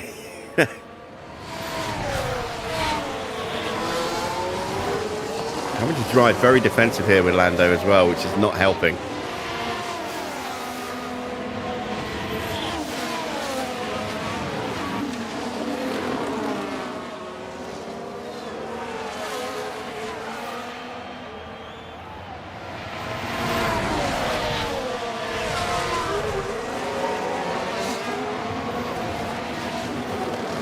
And then he makes the move on Lindblad. Piastri gets past Tsunoda. Doohan makes a mistake at turn 15. It's the final turn. Oh no! Why'd they go? Perhaps a little lapse in concentration, maybe. There's Norris.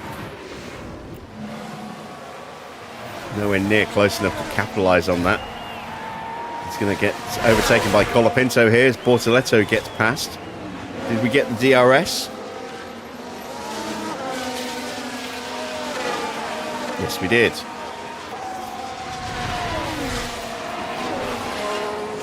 I'm actually going to try and push this lap. And push now, everything you have. Yeah, See if we can up the pace a little bit. Get ourselves back towards Doohan and Bortoleto. All the boost bar. Yeah, confirm.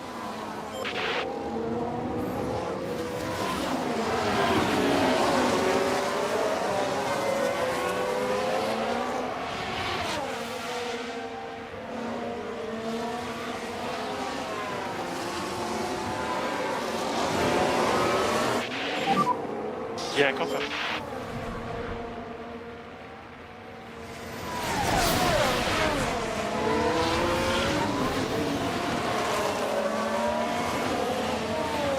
Not really closing, are we?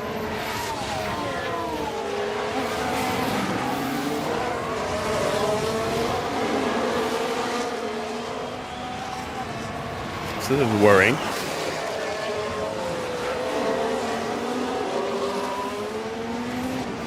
We are creating a gap between Albon and Bearman, which will give Drogovic and then potentially Max a chance to punch forward a little bit. Porsche's closed up. Here comes Colapinto again.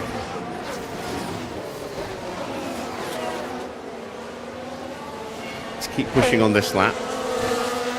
Albon has been overtaken by Drogovic.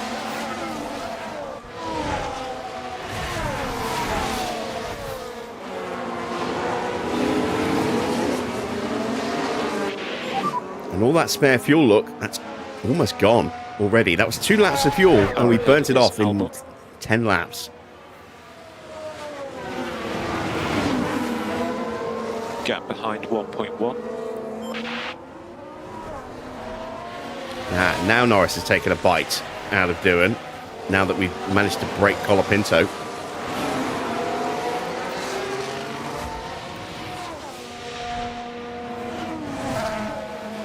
Take some of that pressure off so we don't have to drive so defensively.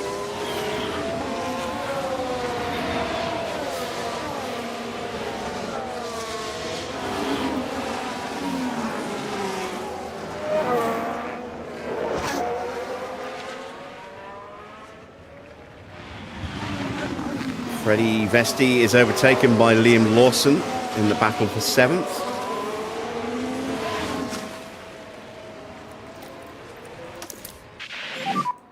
And charge button on, charge button on. Cool the tyres down again. Confirm.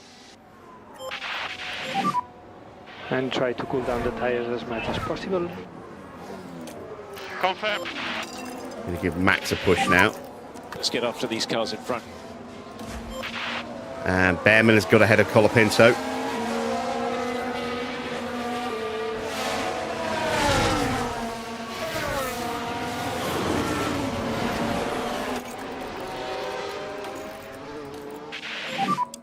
You can do this. Okay.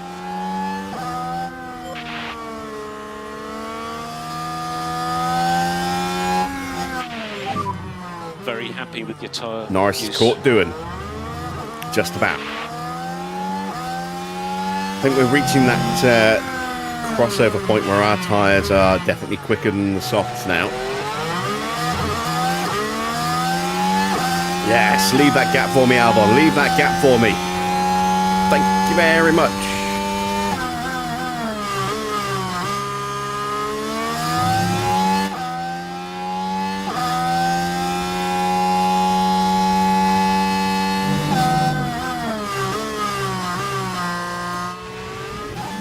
Then at the 11th. This is a really good visual indicator of the slipstream in action there. Aided with a bit of battery as well, but you get the idea.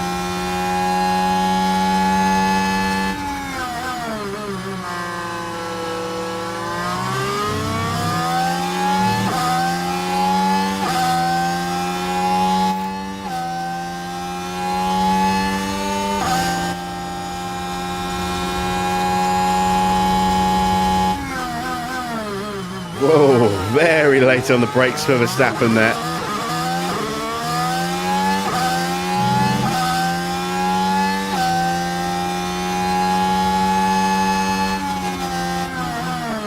Surely not. Oh, what a move. What a move.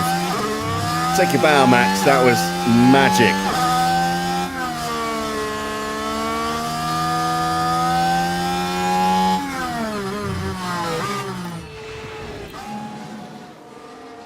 Look at this move here. Up the inside, just superb. Not too bad, Dan.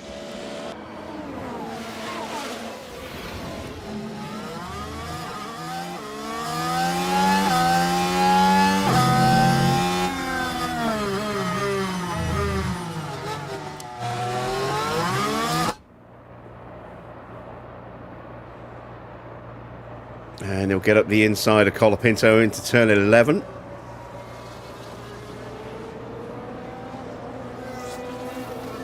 And we'll put some manners on Franco. There we go.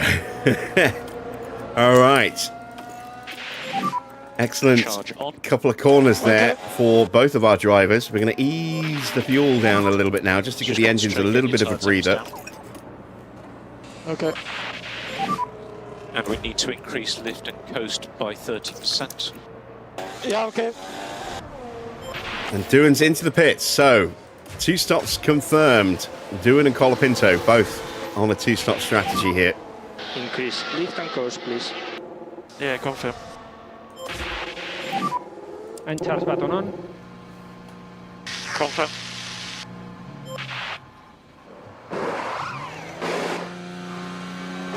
It's a good stop for, well, it's a decent stop for Doohan. It's a bad stop for Colapinto.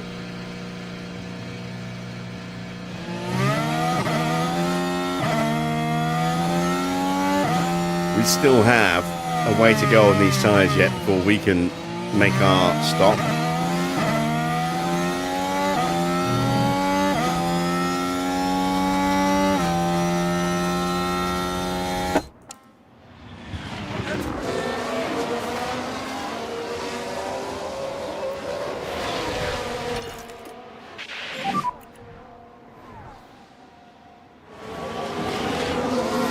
Yeah, confirm.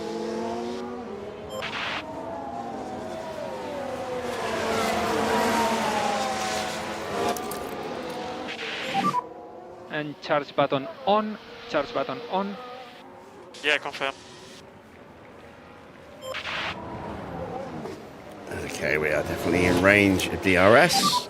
And Let's we turn need that off as charge well. button on. Yeah. Pato in for his stop now.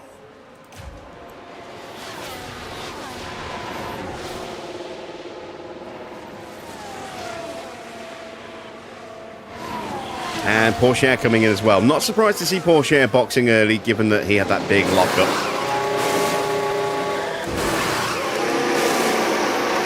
Pretty decent stop for both teams.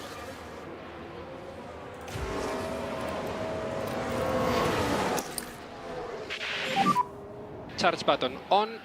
Yeah, confirm.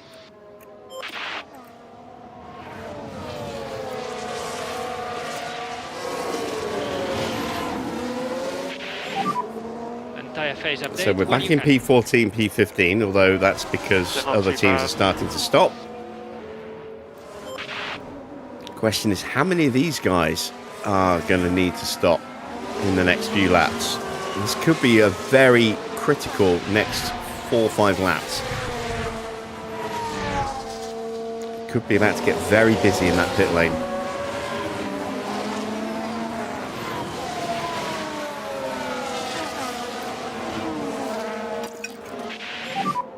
And we need to increase pushing status. And there we go, a little flurry of activity at the front of the grid. Antonelli's in, Lindblad's in, Russell's in, now Vesti and Sainz.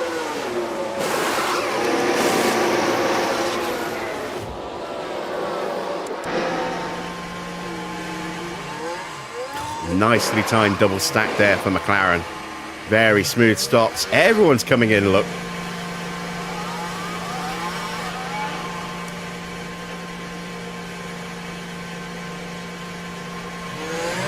And we've got a yellow flag. So there was a crash. So much for that. Pato's had an incident with somebody.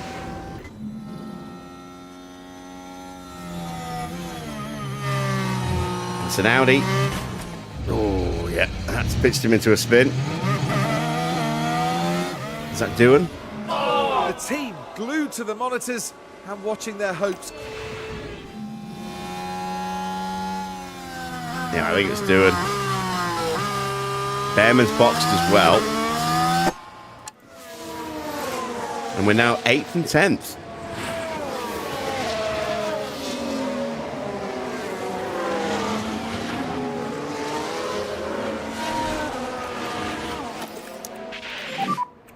Charge on. Yeah, confirm.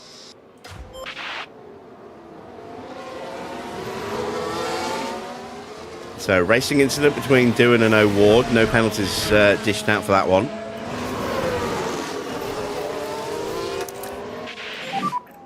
Charge on. Yeah. Mode push. Okay.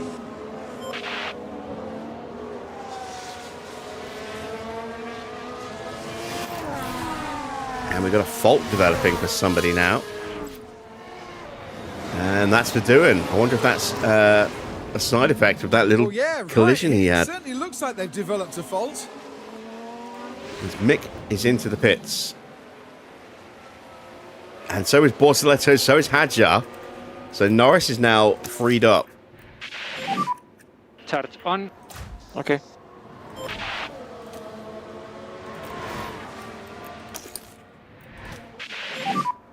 Charge on. Yeah. And Albon's hit the pits as well behind us. Set of soft tyres.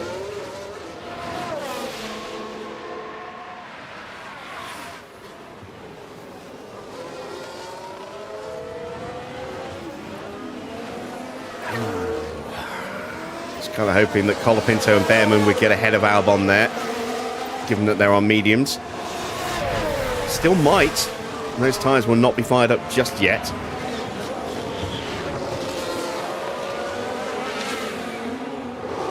And I'm looking at O'Ward's car. I don't think he has front wing damage. So, oh no, he has a minor bit of front wing damage there on that end plate. Antonelli gets through on Lando.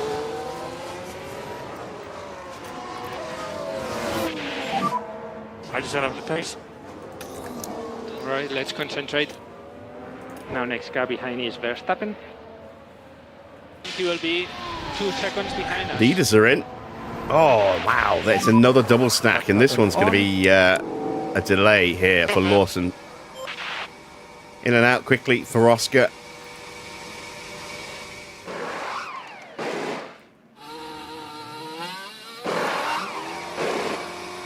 Not a huge delay for Lawson there, but it certainly didn't help his cause. We're now 3rd and 4th. We're the only cars, apart from Charles Leclerc, that have not stopped yet. For reference, there's Charles Leclerc. He's a long way ahead of us. He's a long way ahead of us. He's nearly 20 seconds clear. He's 19 seconds clear at the moment.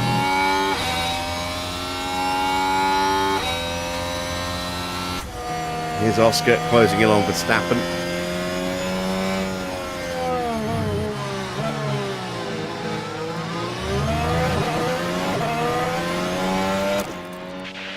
Evening, Clark. So let's go mode push. It's going all right. It's going all right. We're trying out a one-stop strategy around Bahrain, which is not usually something that I would recommend, but we have a tyre wear advantage over the rest of the grid. Our car is definitely kinder this season compared to everyone else's. Charles Leclerc is in. Oscar still hasn't got through, so there is a chance that We need to reduce K1 usage. Leclerc will get back out in front. Trying to get Max onto Norris's DRS so that we can start charging Max. Antonelli with the fastest lap. He goes through with a 1:32.0. Leclerc will get out in front of Oscar, but only just. That was tight. That was very tight. All right, let's start harvesting. Charge on. Let's do that. And charge button. So now we are way out of position in some respects as Drogovic sets a new fastest lap from the back of the grid there, 1:31.5. We're now in a position where our tyres are not great compared to everyone who's on brand new rubber. And we are going to start falling back down the order again. But we can make life very difficult for other cars in the process. The Astro behind will have DRS. Yeah.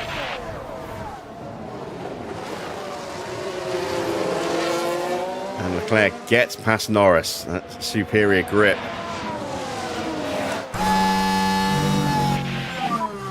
Race is long. So next car behind is Just Verstappen. too much in the end. But now I've got Norris on a full battery. And I've got Max behind him in DRS range, able to start rebuilding his battery. And that will give him a little bit of protection. Not a huge amount, but a little bit of protection from all of these very fast boys behind us who want to get through as quickly as possible without being held up.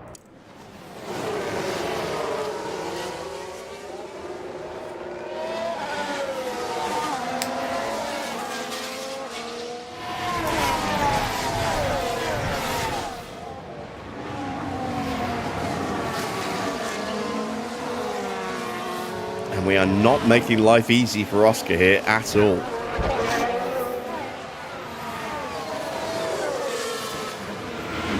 Norris seems to be staying with Leclerc a lot more than I thought he would.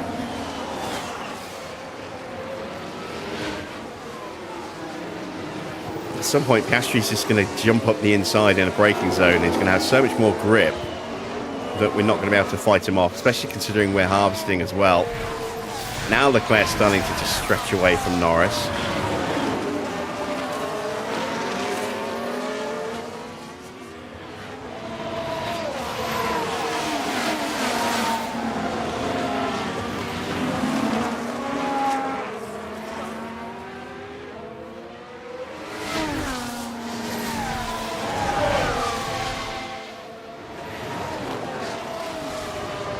So let me know in the chat who you think is actually going to win tonight. I don't think it's going to be us. I don't think we have enough pace, even with this potentially sneaky one-stop that we're trying to really challenge for the win. Maybe potentially a podium if we're extremely lucky. Again, we don't know what's going to happen with safety cars or anything like that. But in terms of pure pace, I think we're looking at Antonelli, Leclerc, Piastri, Russell, maybe Lindblad. I think it's out of those 5, I think, that we're going to be looking at for the podium. So who do you think is going to win? Let me know below. And we'll see who was right when this race comes to its conclusion.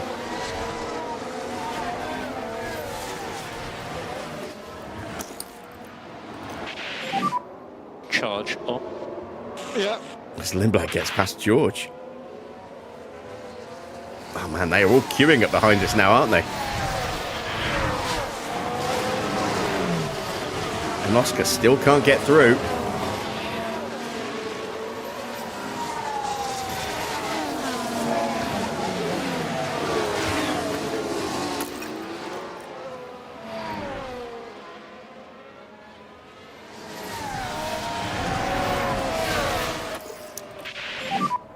Charge on. Okay. Lindblad almost had a little look at Oscar there. Oh, and Oscar's left a gap. He pulled out to try and make the overtake. He gave up the slipstream. And Lindblad rockets on through.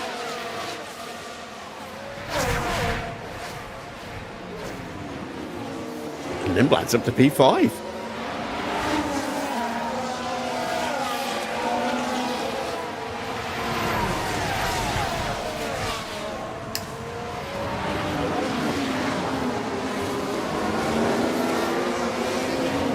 Leaders are 2.3 seconds quicker than us on that last lap, but we are controlling our pace nicely, and we are frustrating everybody who's still behind us,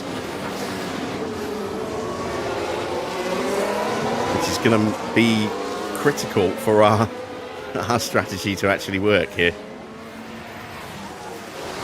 Stay behind, or keep them behind as long as we can, and then stay with them when they get past us. That's the strategy tonight.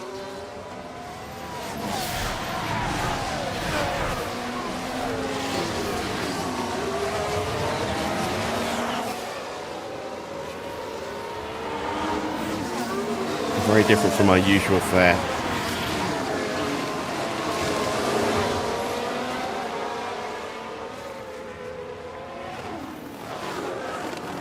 Lindblad having another little look. Is he going to throw it up the inside on the brakes? No. And Oscar might take the place back. Yeah, in a carbon copy of what happened last time. He has DRS. But flipped around this time. Oscar's the one who gets the slipstream to power past his opponent. You see Seitz and Russell having a fight. Freddie Vesti's there. Everyone's in a queue now, up to just about, including Gasly. It's not that far back to Schumacher. He's got Bortoletto with him as well. So we almost have a very long queue that we're keeping at bay here, which is awesome news. The gap to Leclerc has gone up to 6 seconds.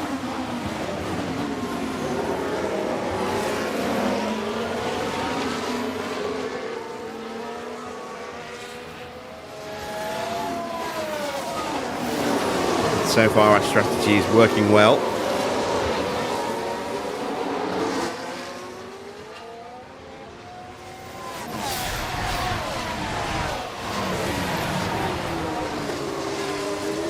I'm not quite sure whether or not to keep Max behind Norris like this, because Norris is not as quick, but I think Max is probably the better defender.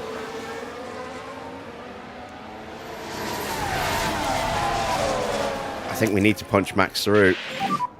Mode push. Okay.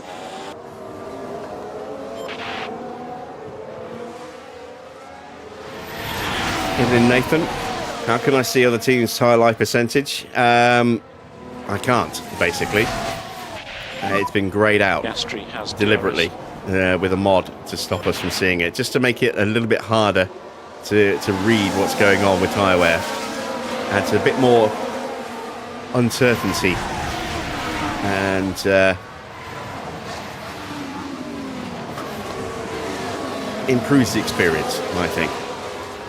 I mean, if we absolutely needed to, we could look at the steering wheel of any particular car and see their tyre wear from there, but I don't like doing that. Charge on. Charge button on. Confirm. So, for example, you can see here my tyres.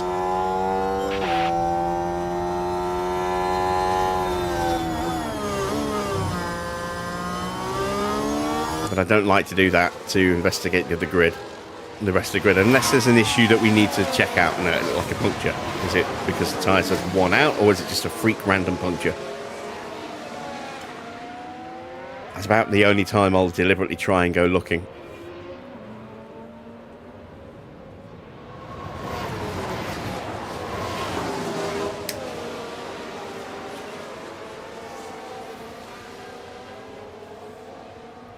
Yeah, it's listed in the video description, or at least it should be. Let me check my my mod list. I just don't have the pace.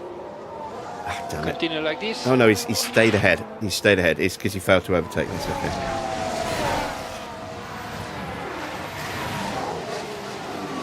Yeah, it's in the Reduced Mentality Extras pack. Item number 9 in the overtake mods.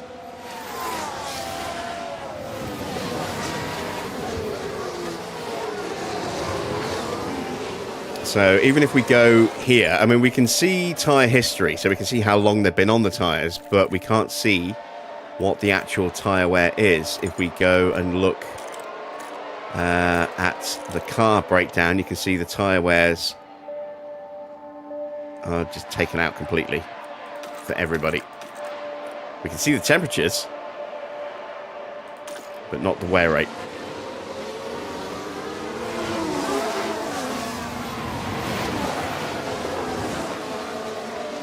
Atletico, Juve, or Galle. Yeah, Atleti have been a bit of a bugbear team for us in recent confrontations with them. Juve, I'd like to think we'll beat Juve. I'd like to think we beat Galatasaray as well, but I mean, our form is a little bit erratic. Nothing's a given.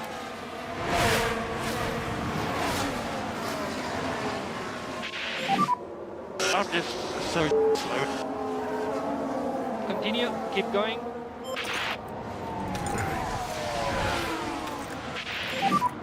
Norris with DRS.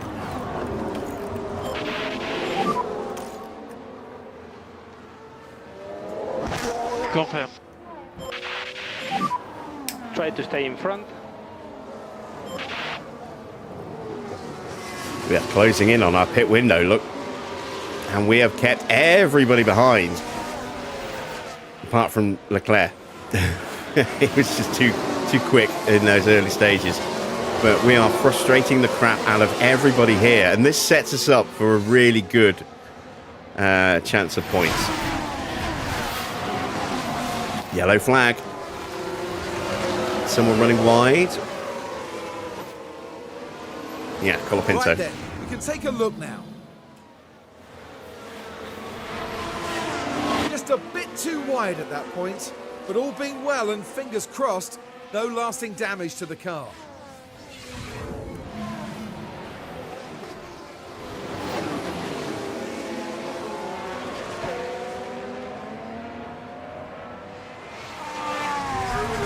So what this does look like it's doing is it's making this Grand Prix between Antonelli and Leclerc because no one can get through.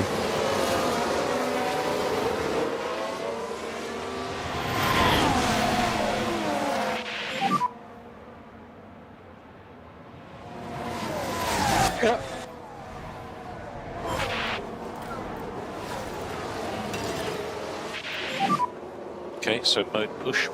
Yeah. And if we're going to make this work, we need to undercut. He does have DRS on you.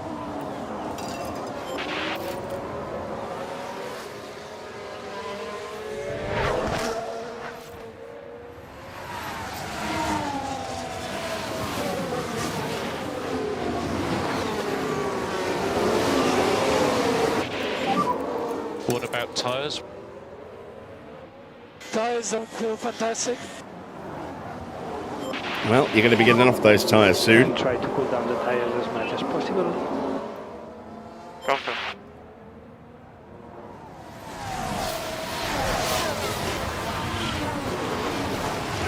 Look at them all, you know, going side by side behind us. Let's cut down to Freddie Vesti, for example. Look at them all.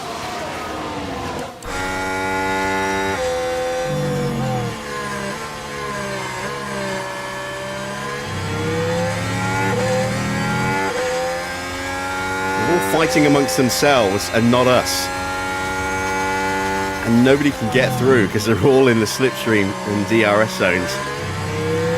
We are controlling this race beautifully here. Oh, Freddie is going to leave himself vulnerable to Lawson. I think it will be soon. Okay, go on. See, Lawson's closing up, but he's not close enough. And look at them all going side by side into turn one. This is glorious. This is glorious. Love it.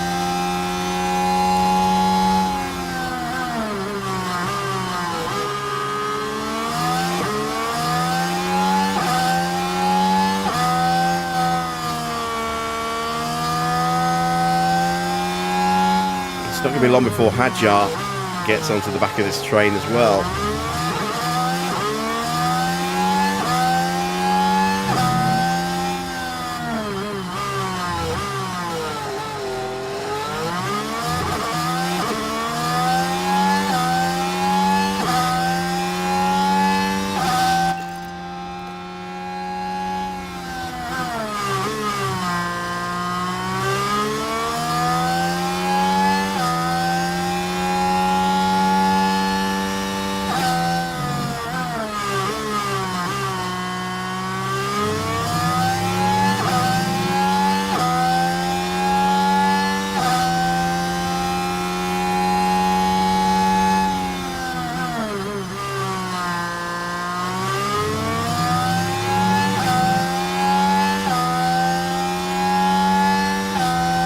Oscar is again leaving himself vulnerable by pulling out of the slipstream, and Lindblad gets through. Oh, Oscar is desperately trying to stay in position there.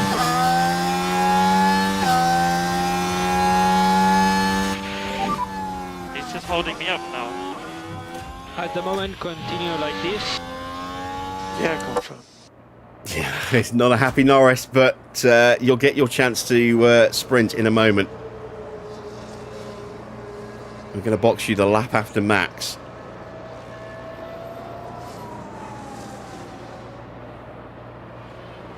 There is method in the madness, Lando. Trust the system.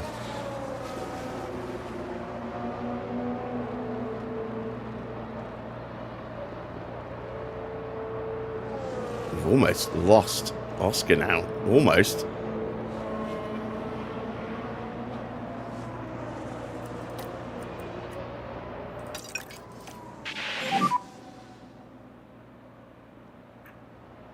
And Yep.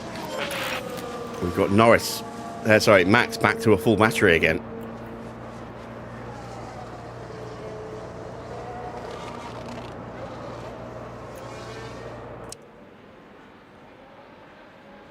And once again, look, he pulls out of the slipstream for the overtake and he leaves himself vulnerable.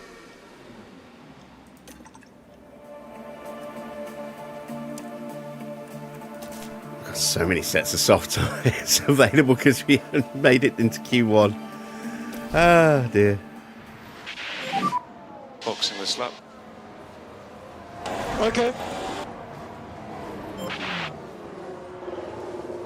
And Doohan pops out the pits. No, Doohan pops into the pits. It's just George went so wide, I thought he was coming out the pits for a second. And I was like, what the hell's going on here? Where did that McLaren come from? Is Russell.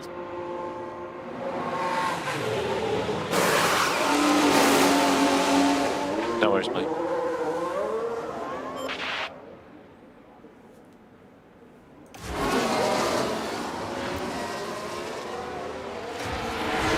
So, can we get a good stop? We kind of need it. It's our only stop.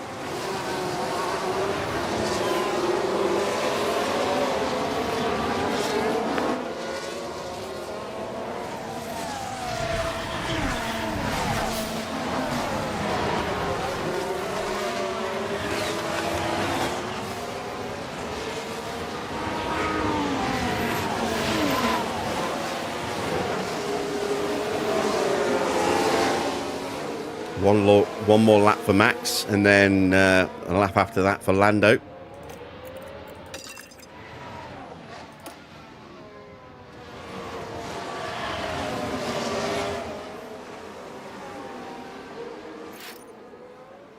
Oh, they're boxing. Right. Go, go, go. Yeah, confirm.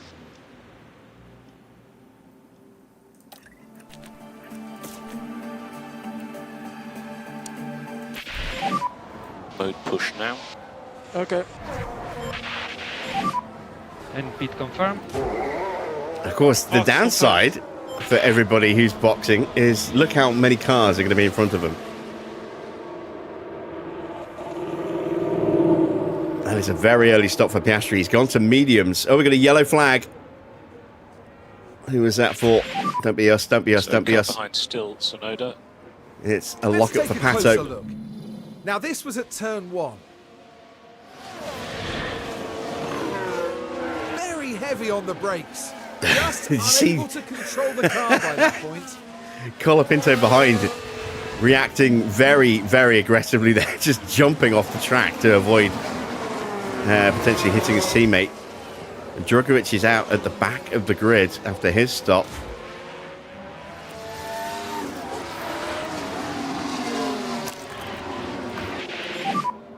You are currently P3.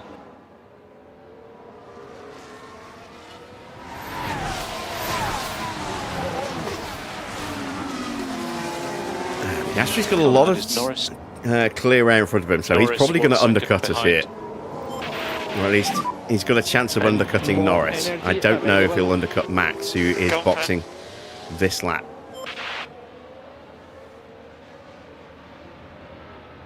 But we're going to sprint Lando for all he's worth.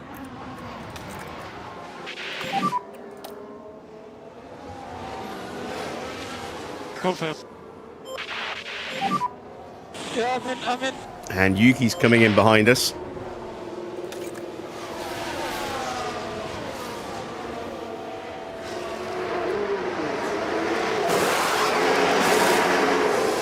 Nice, 1.82. That's a lovely stop. That's a lovely stop. Now, we're getting out in front of Oscar. Are we? Are we? It's going to be tight. It's going to be tight. There is Oscar.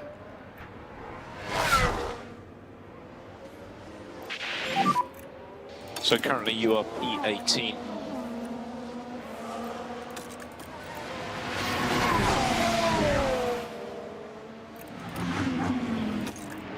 Piastri behind. Whoo! There we go.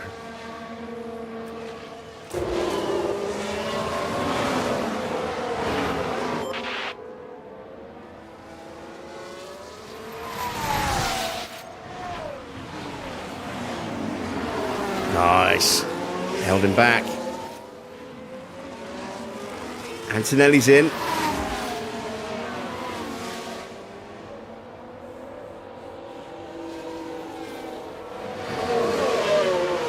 He's going mediums to the end.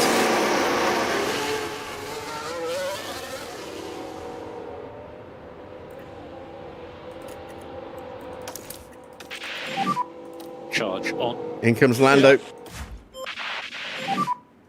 Yeah, Lando pit lane. Lawson boxing as well.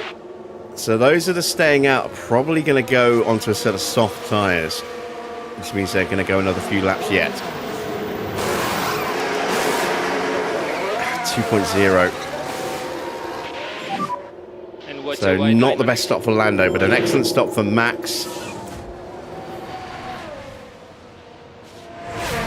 Piastri has got that undercut on Norris, as expected.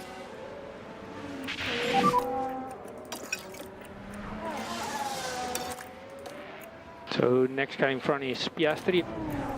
Gap to him 1.8. Car behind is Tsunoda. So at the moment, we are a net P3 and P5. And 25 laps to go. Can we make this work? Slow down now. Yep. Charge button on. Confirm.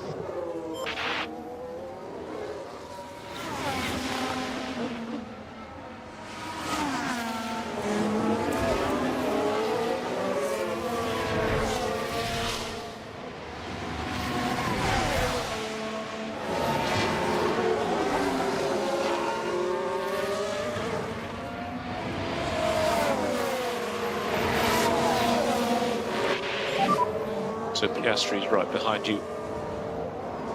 We are closing in on Porsche and Co in front. What engine did I go with? Cadillac. Into the pits for Bortoletto.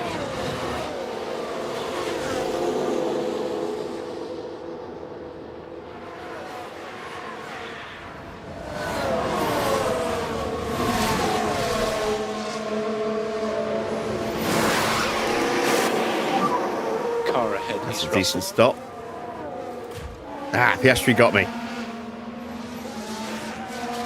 Remember, long way to go in this So we're race. a net P4, P5 now. Charge on. Yeah, okay. No management required. Okay. And easy on the front tires. Yeah, confirm.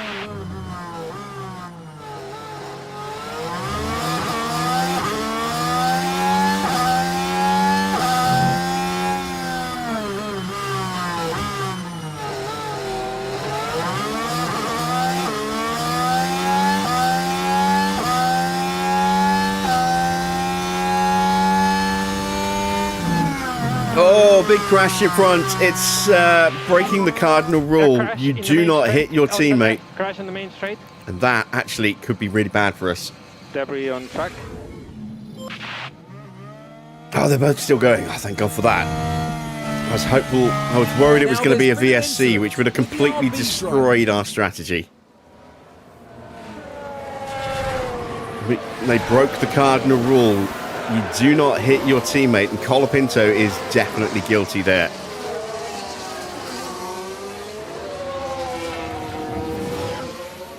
And Farrow will be excited because he got to see it happen live from onboard Max's car. All right, Albon's into the pits. And we're easily going to undercut him, look. Porsche's in as well.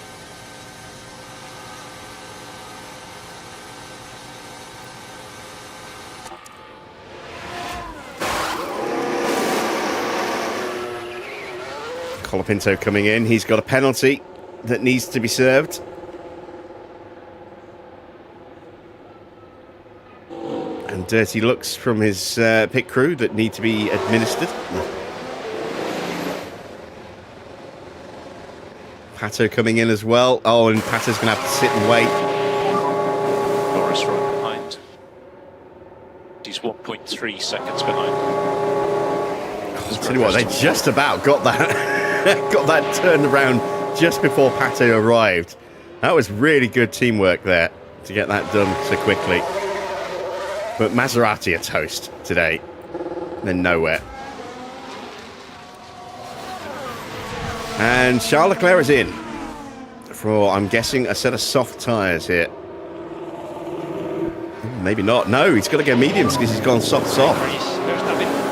Oh, wow, that was Up to him, blisteringly 1.7. quick. That's got to be the quickest stop of the day. Right, let's concentrate.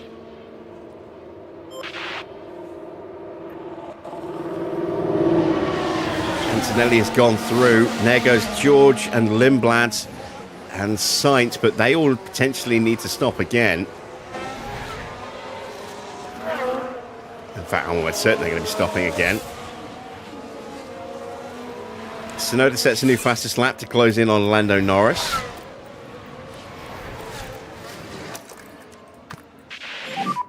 DRS. Let's try and get Norris onto the back of Max.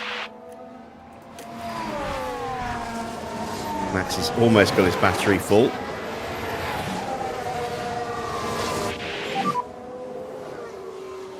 And we are lapping, even like this, with a slightly lower tyre pace and full harvesting. We're still lapping quicker than drivers like Lindblad and Sainz and Gasly.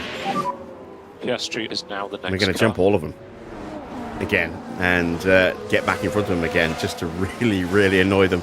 This focus is a long race.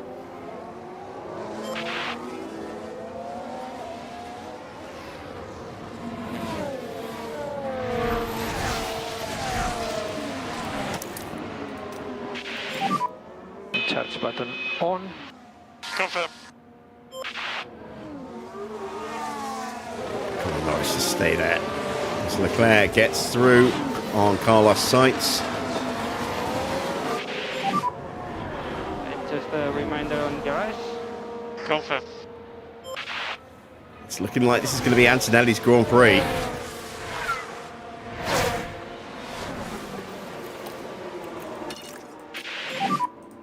And try to cool down the tires as much as possible. Yeah, confirm.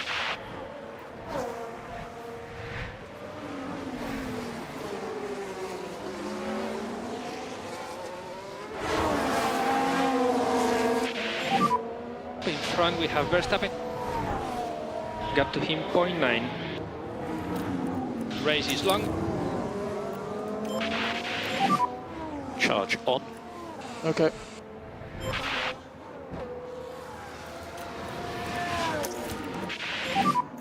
And charge button on. Yeah, okay.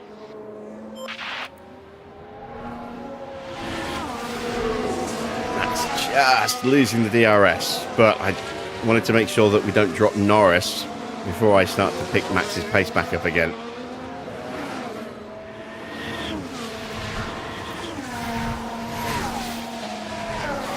I'll just use a little bit of battery, I think, to get Max back in position.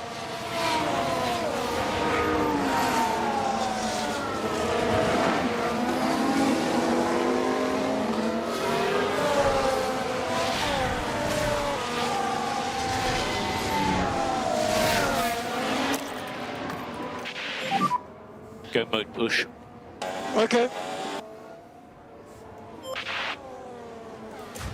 So this should be a pretty straightforward overtake for Piastri. Bearman's tyres definitely going to be struggling a little bit now. So in front we have Verstappen. And Piastri has made that break to get away from us. Okay, well, Continue like this. I will quite happily take 4th and 5th. Be delighted if we get 4th and 5th at the end of this Grand Prix. Charge on. Yeah.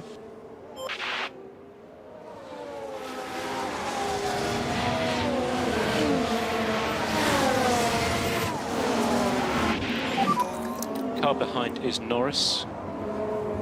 1.1 seconds behind. Just do your best. Yeah. Charge on.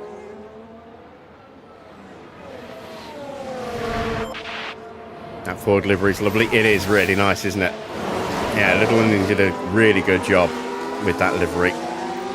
Big fan of it. And charge button on. Charge button on. Confirm. Charge on. Okay.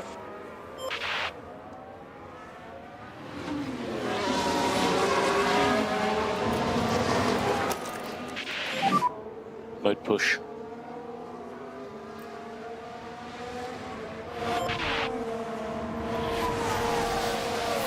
Right, we are losing quite a bit of ground to Oscar, and Yuki's closing back in again, so time to start punching through.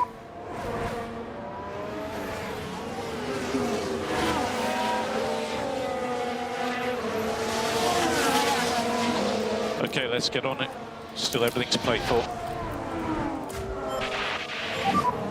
Charge button on. Confirm. And charge button on.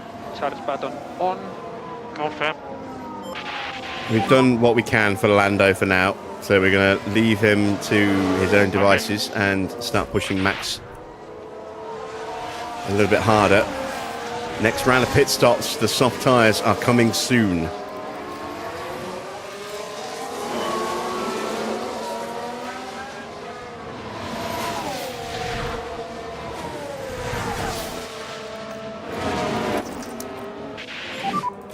Charge on. There we go, Norris is through. And charge button on. Charge button on.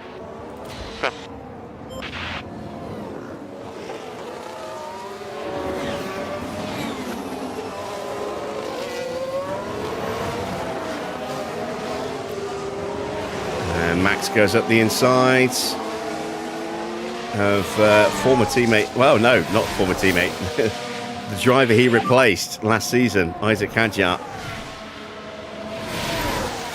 Didn't complete the move though because we were in harvest mode and Hadjar had a slipstream. Yeah. It's really impossible to race like this.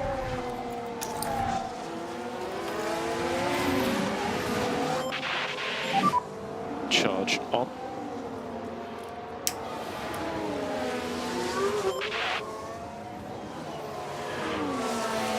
Leclerc's stuck. I'm wondering if we might see some people try and go for a two-stop, for a one-stop as well, and which means their tyres, given how much they were in the dirty air, their tyres are going to be absolute garbage, and we could see some punctures if that is the case.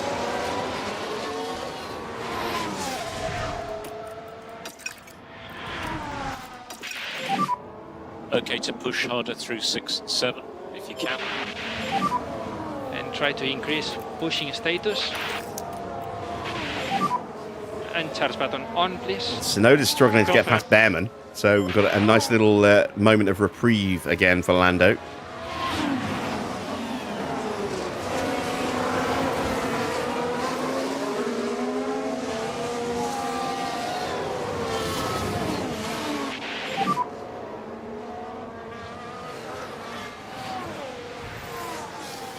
In fact, Lawson's putting some pressure on Tsunoda now. Continue, keep going. And there we go. Button on. Norris is through. Mega. You are doing a good job, continue like this. At the moment, P11. In front we have Verstappen. Gap to him, 2.2. We're getting very, very close to the end of the expected window for two stopping. Anything after that now becomes kind of really should have done it sooner, pit stops. Remember, a long way to go in this race.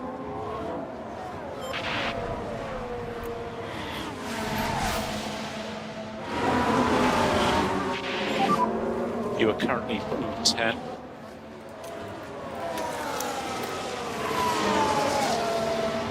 Car behind is Norris. Gap behind is 2.2 seconds. Charge on. Okay. High speed management is very good. Yeah. Oh, is that a pit stop? Mode push. Is that why we backed out of it? No, we just backed out of it. I thought for a second he was going for a pit stop. Leclerc finally gets past George Russell and Ollie Bearman's in.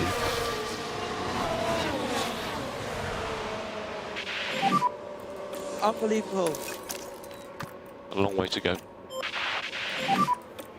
So deployed. Soft tyres on for Ollie Bearman, but he's at the back of the grid because I'm not really counting Colapinto and O'Ward. O'Ward has been lapped by Antonelli. Quite a long way as well. Do your best.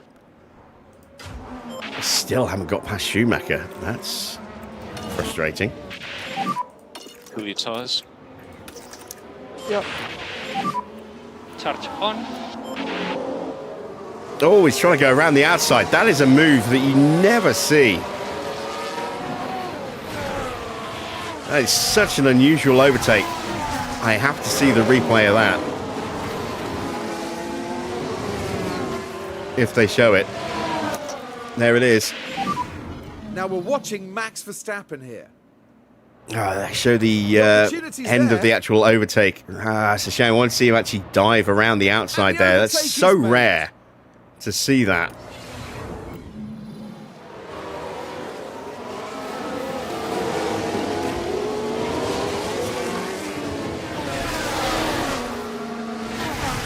Max is immediately attacking Gasly. Next car in front is Schumacher. And swoops past him. Norris gets past Mick. Pushes him a little wide in the process.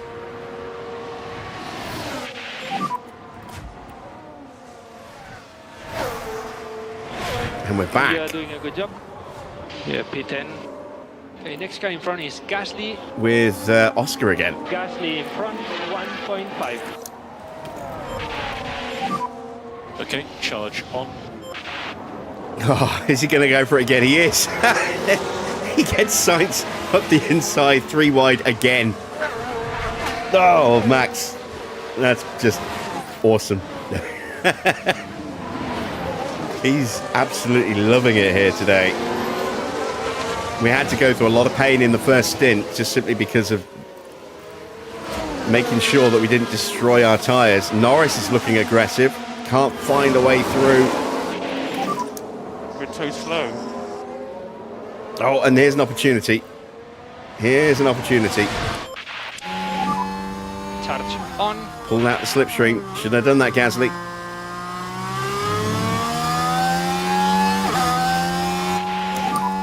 Doing a good job. At the moment, P9. Next car in front is Sainz.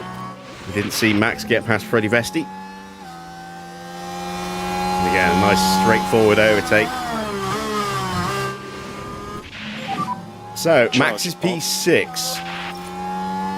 Pato's now got another issue with the car.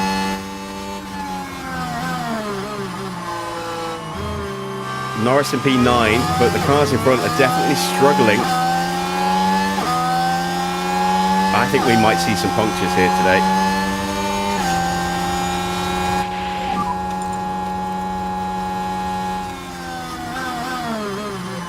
Race is long. There you go, stay up the inside, good lad.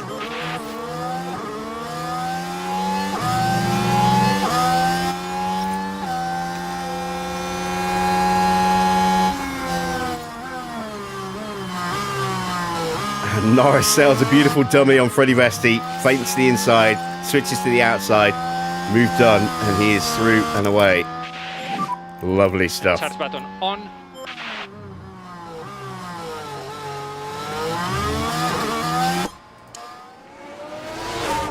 So, Lindblad and George are there. Oscar is lurking. Max isn't too far behind as they lap Colapinto.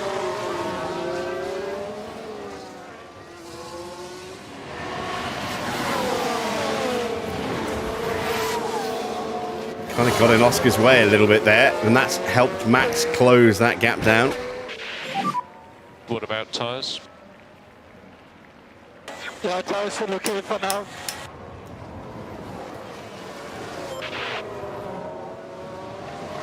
Still got plenty of life left in these softs because of the way we've treated them and how nice and soft our car is on tyres.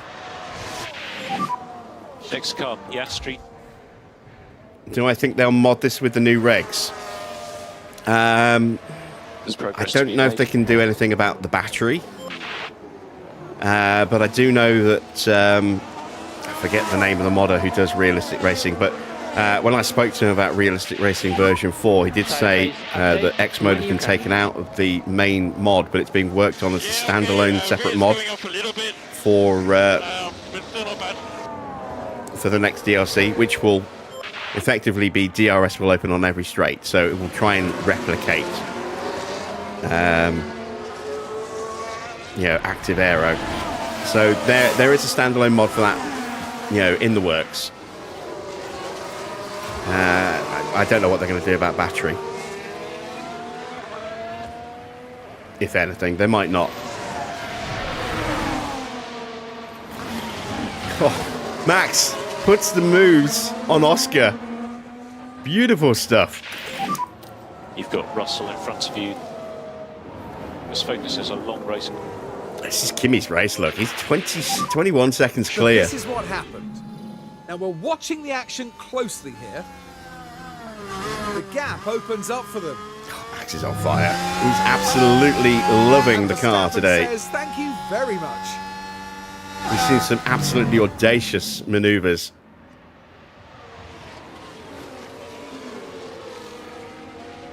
And we're bringing Norris into this fight as well. And there's another little look. Trying to get past George. We don't have the DRS. Well, we have the DRS, sorry. We don't have normal deployment. We've got the slipstream back, but here comes Oscar getting his own slipstream.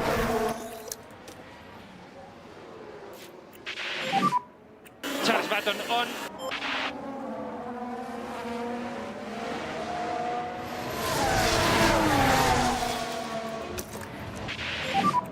Can you go mode push now? Come on, fight him. Take that position. Maybe make the move straight onto George as well. Good job, mate. Car ahead, he's Russell.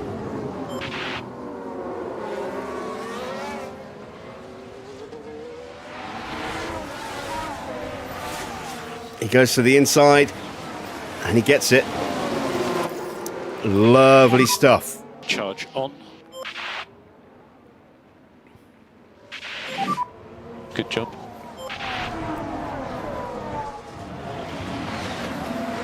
Evening, Nigel. I didn't see you pop in and say hello. Have you been with us a while?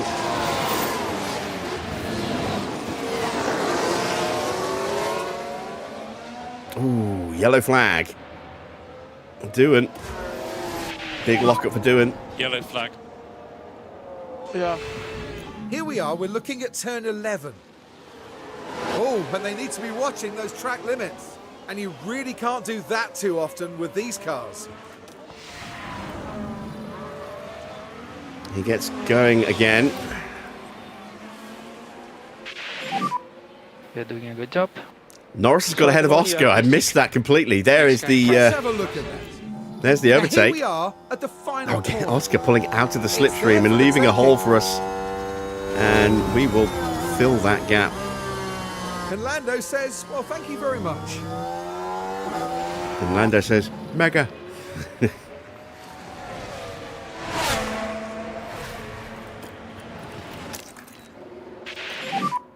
And you can use all the boost bar. Here we go. Max is through. Energies are good. We have 11 laps to go.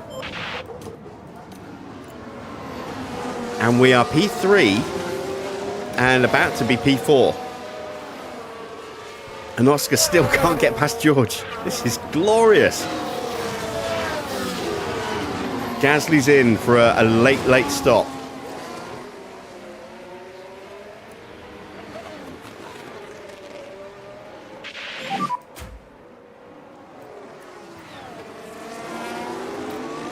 All right, let's concentrate.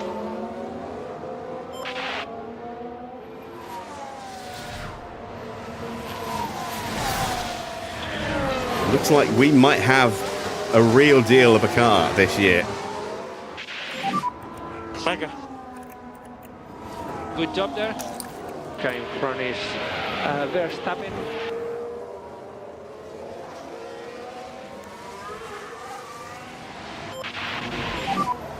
Charge button on.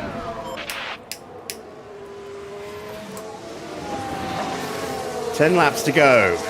Antonelli leads Charles Leclerc by 21.5 seconds. Max in third is a further 17.5 seconds back, with Norris about 2 seconds behind him. Oscar will be getting past Lindblad very soon. In fact, now. And Freddie Vesti's in for a late pit stop. If I can tag him. Yeah, his tyres are dying, look. His tyres are absolutely dying. Puts on a nearly new set of softs. But we are in puncture territory for quite a few cars, it would seem. Doohan's coming in again.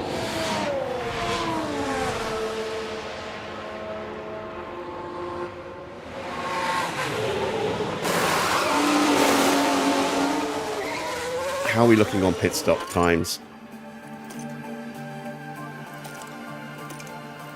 We've got the quickest stop. Did we get that ahead of Charles Leclerc? His stop looked blisteringly quick. Lando's still there, just in the top 10, but that might not be there at the end.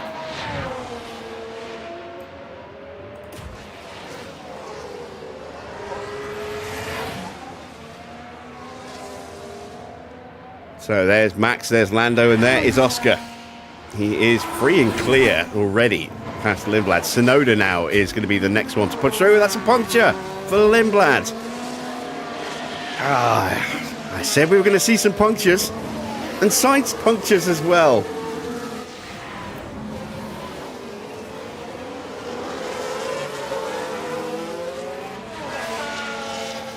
It's a bit further to go for Carlos Sainz. Lindblad, luckily, is punctured right near the entrance to the pits.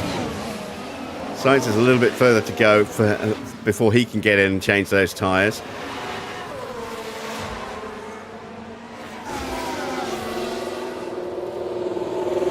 And that's ruined any chance of a decent finish for Sainz.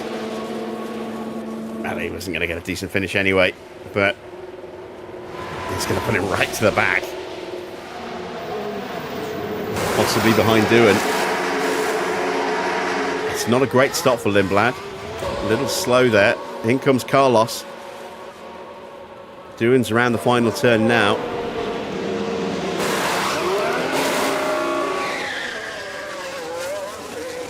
And Sainz is about to get lapped by Antonelli. There goes Kimi. And Sainz is a lap down. Right, let's turn our attention back to our drivers.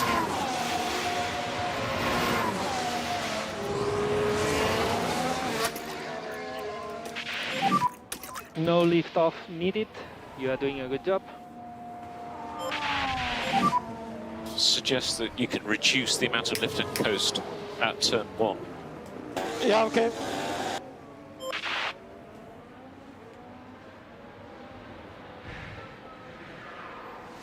Evening, Cats. You hope there could be a mod to make the boxes look different. You mean the pit boxes? Russell punctures. We missed it. He punctured right at the end of the lap, though. So he got very lucky with that.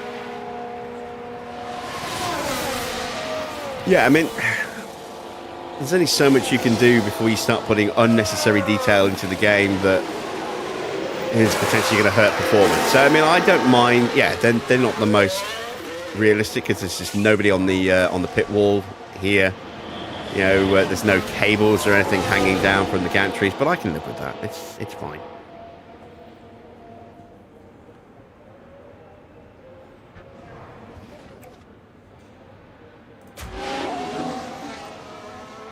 Strategy seems to have well and truly paid off. It has, yeah, it really has. I didn't think we would be podium worthy with this strategy, but I certainly thought we'd get both cars in the points. But I was thinking sort of around 6th to 10th in that kind of window, not both cars up here. So I'm absolutely delighted with how this has turned out.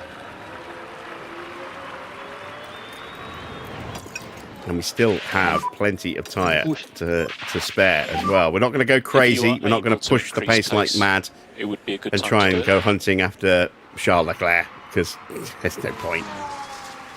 We just need to basically now keep an eye on Oscar, make sure he doesn't get through. And is this a retirement for Doohan? But there, Oh dear, that's not what they need right now. No, it's not.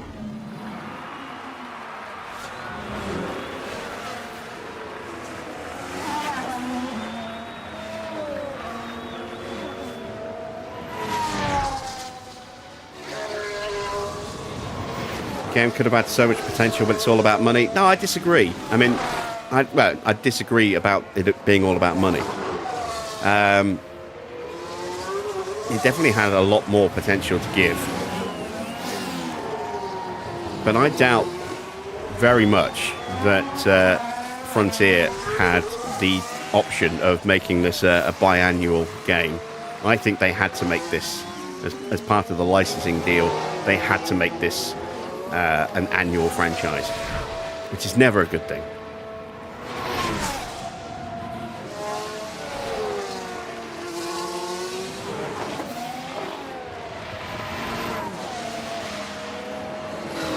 And they didn't price it as though it was a AAA game. I mean, they did on 23, and that backfired dramatically, and then the price was much lower again for 24. And well, not quite AAA price, but certainly not cheap. I think it was like £50, $55 for the digital deluxe edition. 6 laps to go at the end of this one. But it was back down to like £35, I think, for the next year. So, yeah. I don't think it was just a money grab. I think the small team that did this generally had a passion for Formula One. I think they had plans to flesh out the management side of it.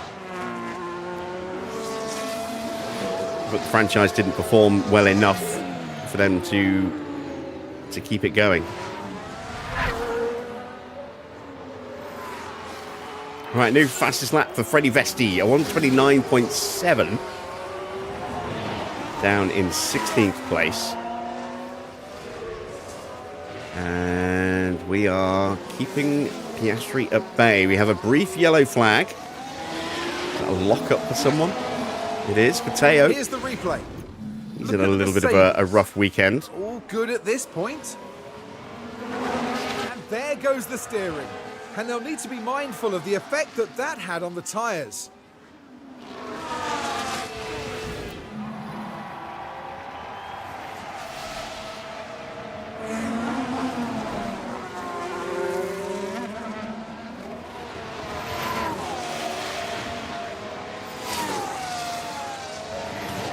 Yeah, I think the biggest mistake they made was pushing the price up for 23. That was the biggest mistake they made because they alienated some of the fan base immediately.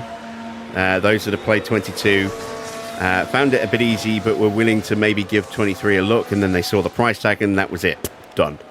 And then they had to put it on sale a lot to try and win those people back in. At the end of this one. And then, they obviously dropped the price for 24, but by then, a big chunk of their community had kind of moved on. Unfortunately. So, yeah, it's a shame. But when you take on a licensing agreement with a big, multinational company like Formula One, there's only so much, leeway you have in what you can do.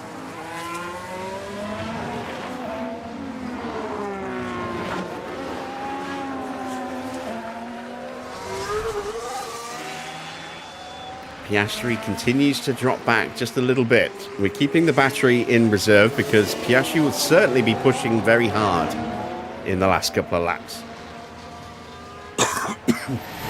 But we are on for a fantastic result and our first podium of the season.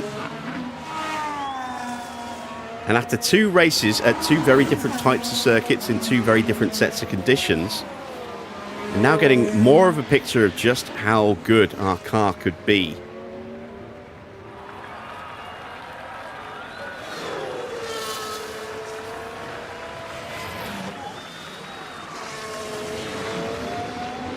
And I think we could potentially 4 laps remaining. Start to really look at taking, the top option for Max as a target each race now. Evening, Packins.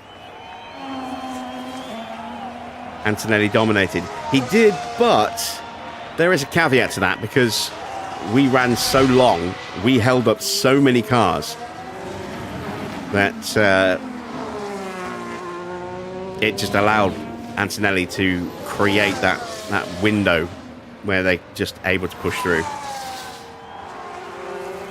Could they release a new game without the F1 name and flesh it out as they want? They could, but they won't.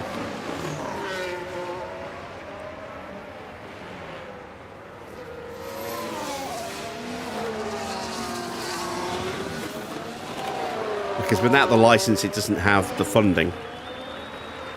It doesn't have that fan appeal without the license.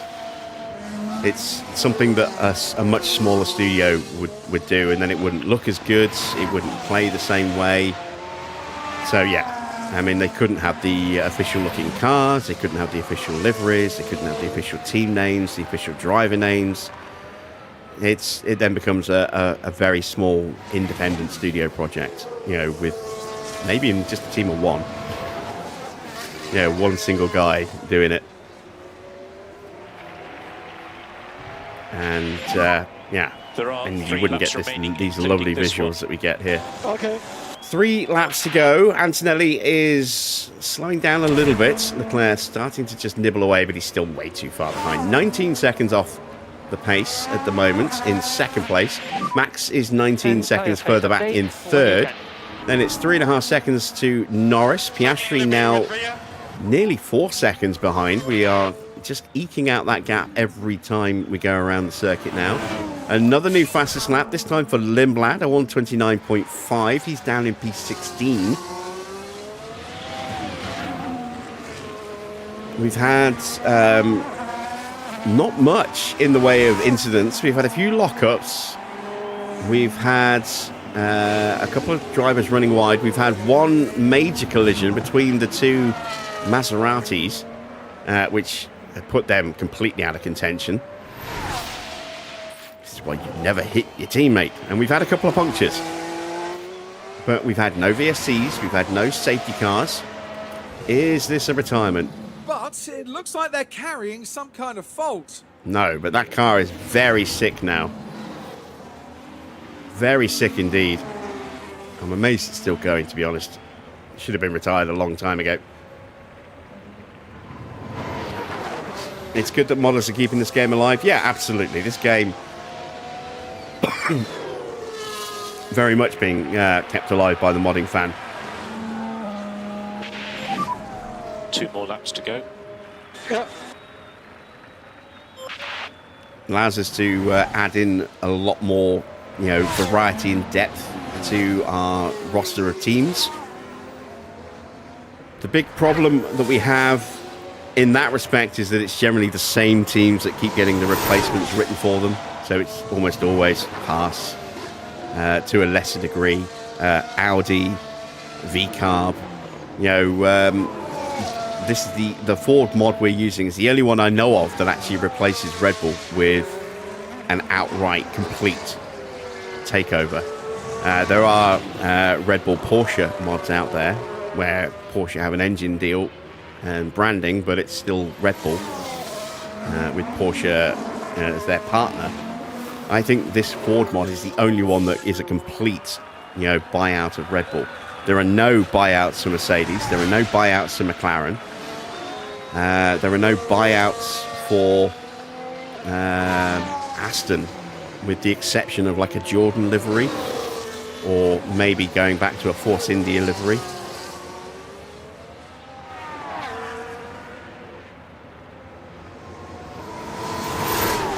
And Alpine is the one that most teams are created to replace, is Alpine. So yeah, it's a shame we can't replace some of the other teams as well, perhaps. So you're about to start the last time lap.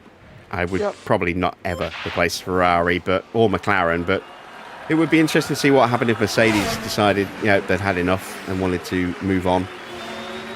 You know, it'd be nice to see what would happen if Red Bull decided they'd had enough and wanted to move on. As we enter the final lap, Piastri still in P5. We have a yellow flag. That is Oh, that is a retirement. And there, that certainly looks like a terminal failure. What a shame. Yeah, engine's given up by the look of it. Yes, there is one Honda takeover, but it's a very pared down livery. Oh, yeah, it's completely stopped. Look. Is this going to turn into a VSC or a safety car? The temperatures are going slightly up. Yeah, that engine literally just gave up completely. Didn't even make it off the track. It's just the one livery as well. There's no package, I don't think, so it just changes the livery and the driver overalls, but I don't think it does much else. So safety car. What engine are Maserati using? They are using Ferrari engines. And charge button on. Mercedes there, picking up the win. Kimi gets the win. Sainz managed to unlap himself in the end. Just an incredible demonstration of why they belong in Formula One.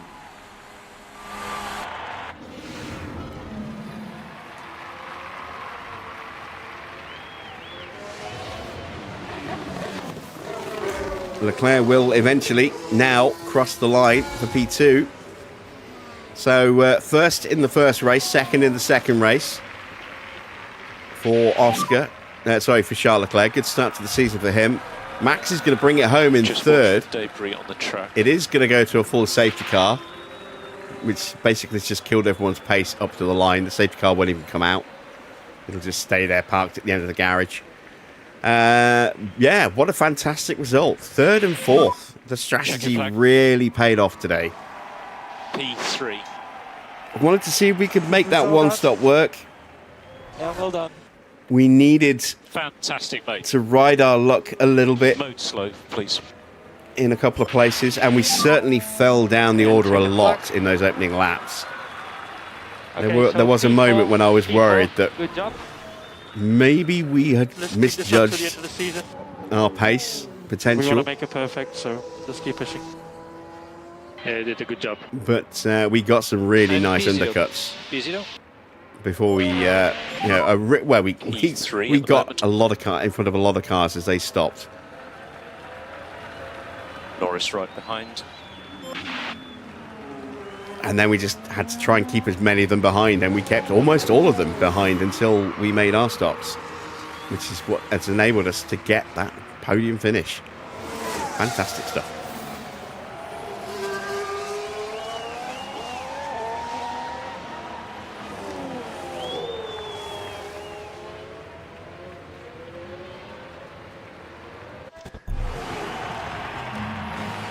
A great drive today from Max Verstappen. Definitely a well-deserved podium. You've got to say their race strategy was very good indeed. It's hugs all round for the team. In fact, they all deserve a pat on the back as well for everything that they've achieved. Well, Max Verstappen can add yet another podium to his already impressive record. That marks their first podium of the season too. A proud moment. And with that, the drivers finally get the chance to cool off and enjoy themselves.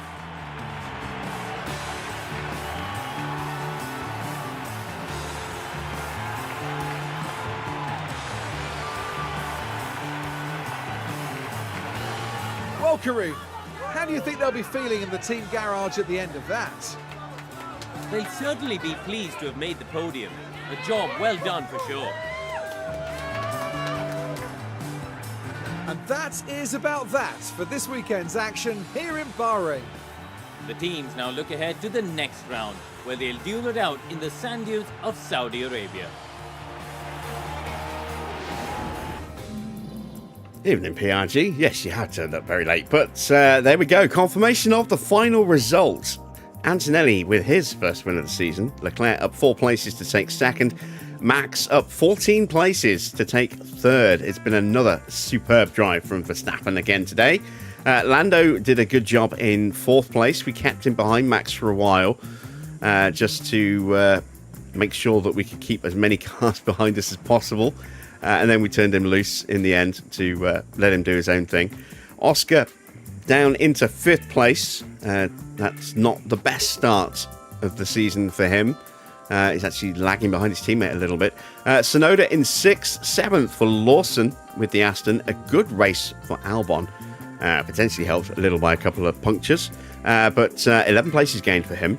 So he gets 8th place and 4 points. Mick gets into the points as well. And Hadjar is back into the points. Is that his first point of the season? I think it might be. So he rounds out the top 10. 11th was Ollie Bearman, starting from the back of the grid. He gets up to 11th, gaining 11 places. Then it's Bortoletto, up 6 places to finish in 12th. 13th place for Gasly, 14th for Lindblad, 15th for Felipe Drugovich, 16th for Russell, 17th for Freddie Vesti. Not a good day for the McLarens. 18th for Porsche, who had a bit of a bad race today. 19th for Colapinto, who made the cardinal sin of hitting his teammate and actually killing his car as a result.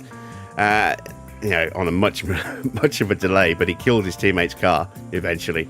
Sainz with that late puncture and getting lapped really didn't help his cause. He managed to unlap himself, but only just stayed ahead at the end.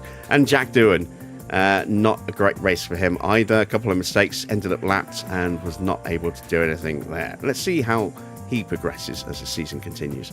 Just the one retirement, Pato, whose car stopped on the final lap around turn 8. Let's take a look at the driver standings. So Leclerc leads by 15 points from teammate Oscar Piastri after 2 rounds, 43 points to 28. Antonelli rockets up into 3rd place, up 7 places, now with 26 points. Max up into 4th on 23. Albon down a couple of places, but he's now up to 19 points. Norris gets up to 6th, 14 points for him, picking up 12 today.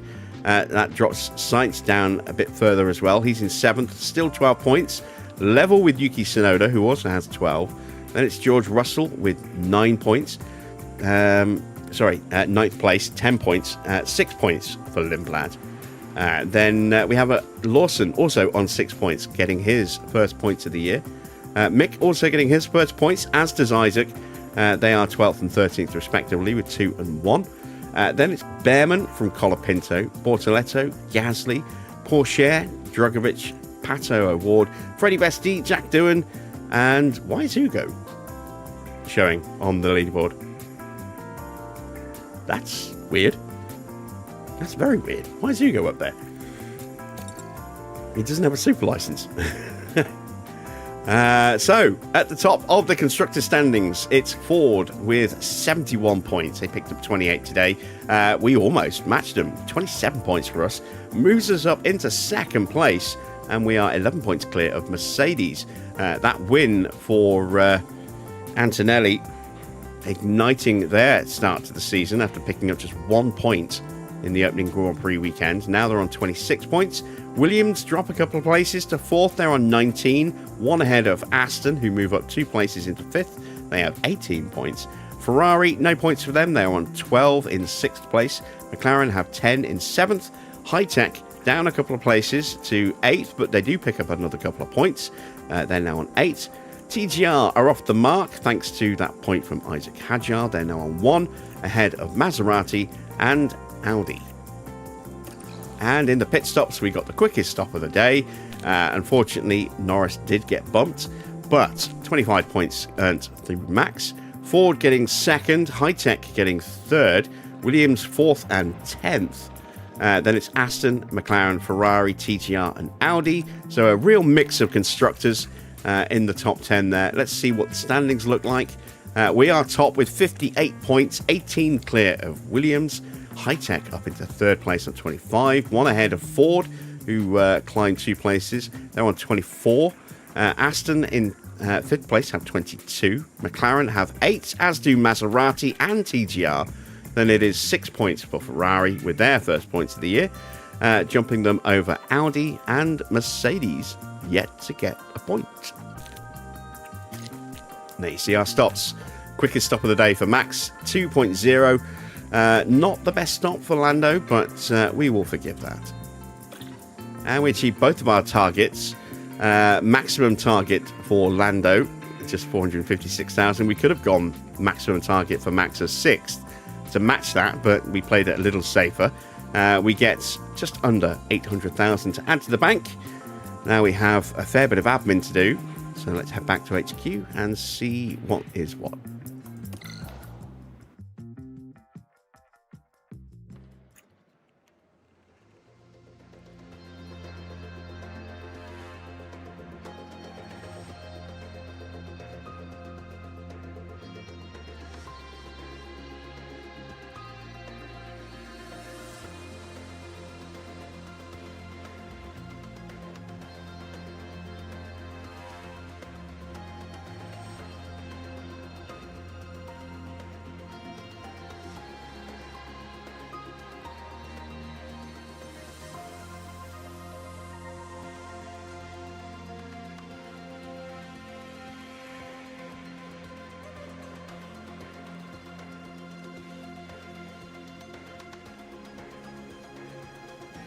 Looks like our cars have come through unscathed. We have no exclamation point warning notification there. So let's dive into the inbox. Let's take a look at the engine wear, down to 80%. ERS at 90, gearbox is at 84. Expected finish was 4th, we got 3rd, that's good. Expected finish was 10th, we got 4th. Let's take a look at what the board thought of that. They should be happy tonight. They were delighted. Fantastic. Yeah, if they weren't happy with that, break out the shotgun. So, long-term objective now has 2 out of 12. We've got a good start going. We've got 1.6 mil in the bank. It's not enough to start another part yet, but it's something. Let's take a quick look at our facility situation. Make sure everything's going through here okay. Yes, it is. Team Hub is going to need an upgrade / refurb very soon. An upgrade will cost me 3.5 mil.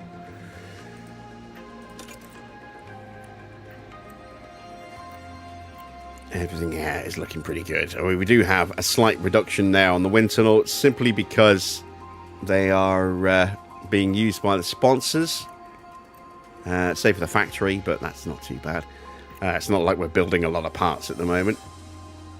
So, let's take a look at the calendar. So this is where we are.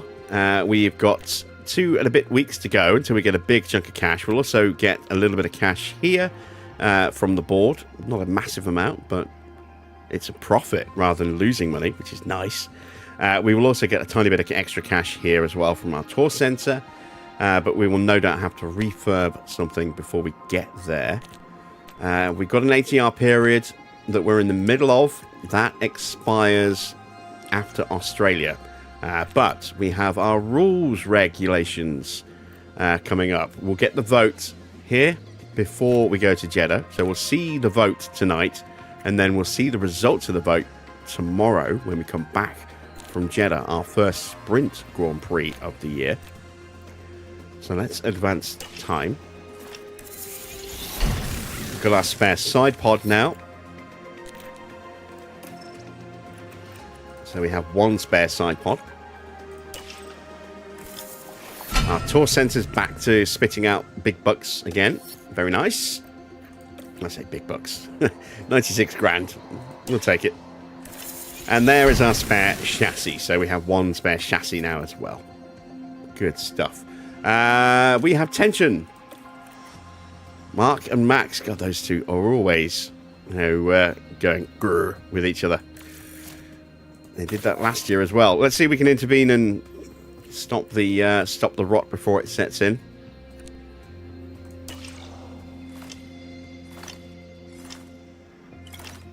There we go, up to 1.75. Boardroom refurb is done. That'll keep them distracted with new shiny executive toys. End of the month time, so let's check in on our monthly affiliates. Once again, it's only showing us Jack, which is annoying. I don't know why it's not showing me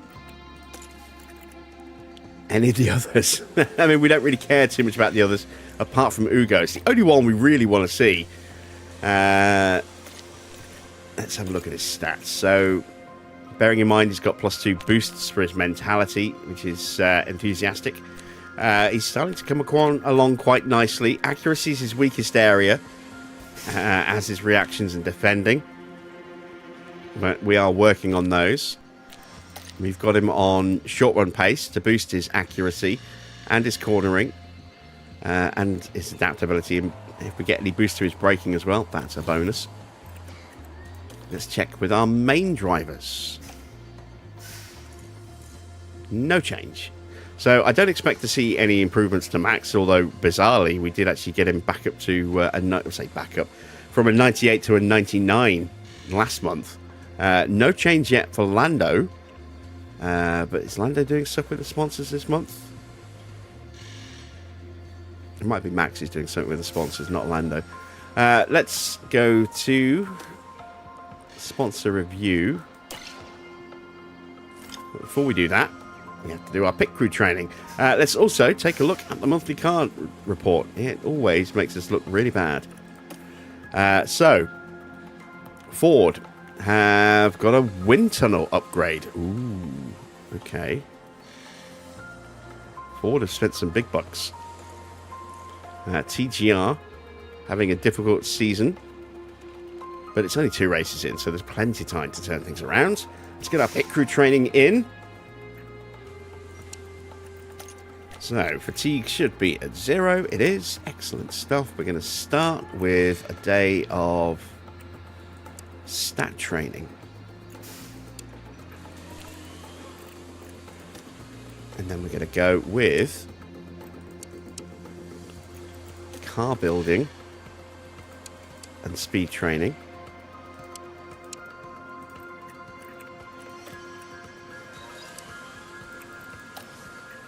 Make that 2 days.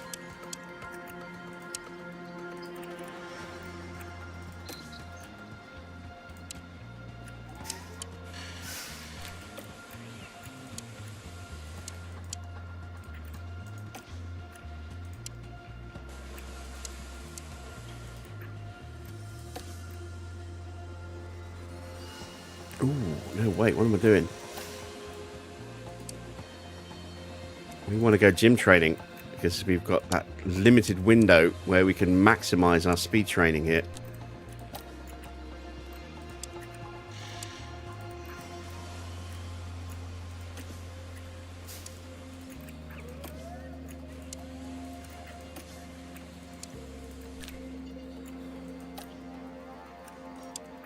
And now we'll have to do some split training just before we go to Jeddah, just to make sure we don't drop the stats on the way in.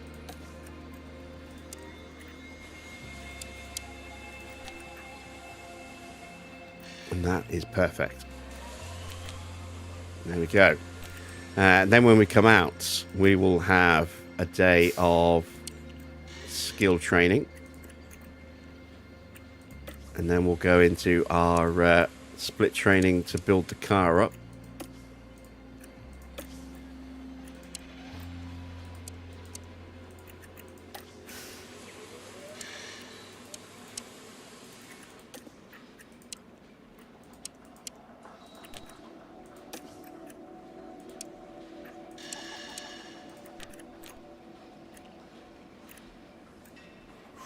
Ooh, I can't quite get any more training in.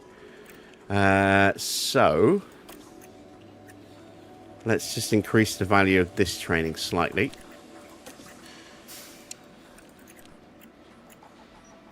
Perfect. Into a second sprint weekend. And then on the way out from there, we can get a morning of stat training just to, again, keep those stats balanced so we don't drop anything at the end of the month. Our chance of a mistake now is just a fraction under 5%. Our estimated pit stop time now in the 1.89 range, which is nice. Car building increases to 87. Let's confirm those changes. Good stuff, good stuff. Sponsor review plan in 2 days. Here comes the money. Money, money, money, money, money, money, money, money, money. Dollar, dollar. Dollar, dollar. and in particular, $14 million. What a huge payday. We have $17 million in the bank. Woohoo! That is glorious. That is absolutely glorious. Right, let's immediately get some car part development going. So, we've done a rear wing. Now we're going to save this ATR because we're about to get a vote on what's going to happen with the regs. If the vote is going to mean massive rule change for next season, we'll use that ATR straight away on research. If not, then we will put it into an underfloor potentially, and try and improve our downforce a little bit more.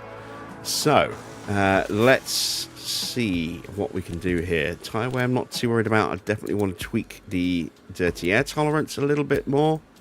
There we go. Let's take some weight out.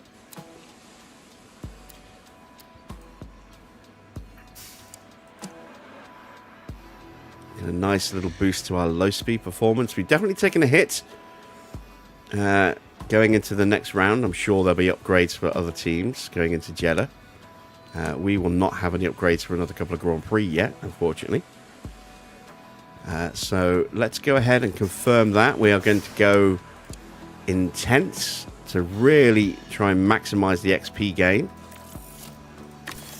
with just that one engineer. So suspension, let's do a suspension as well. So we've got a nice little advantage on tyre wear. We want to try and build on that a little bit if we can. Try and find just a touch more speed in the car as well. And now we'll take a little bit of life out of the suspension.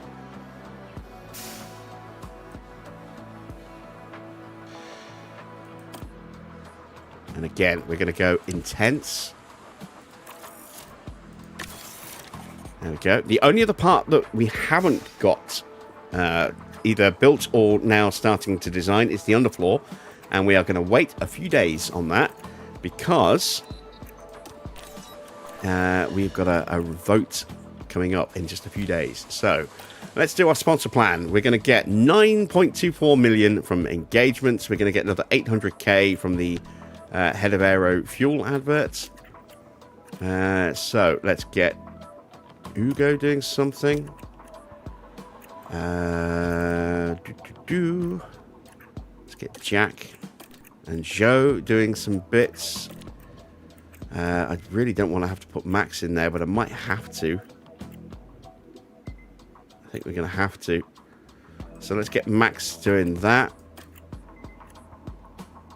Let's get some engineers doing some stuff. And, oh, I'm just short.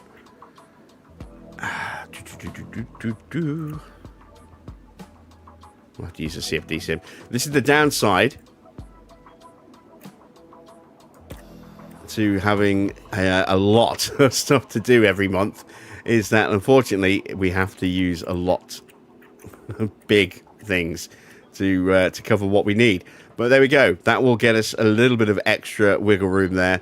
We'll get 10 million in 6 weeks' time. That is awesome.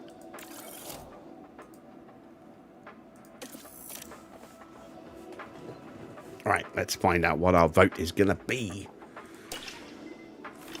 What are they changing for next season? Hello, stuck aside parts. We're fine. We've got a spare.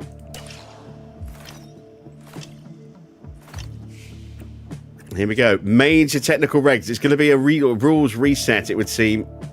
It is. It's a rules reset. So, 55 and 65 or 50 and 70.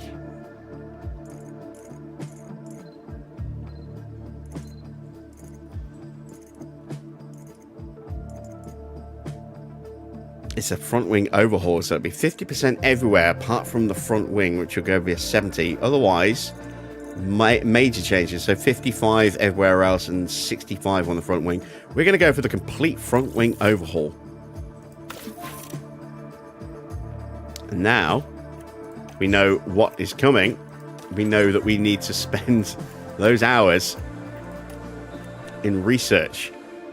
So let's just get a normal underfloor going.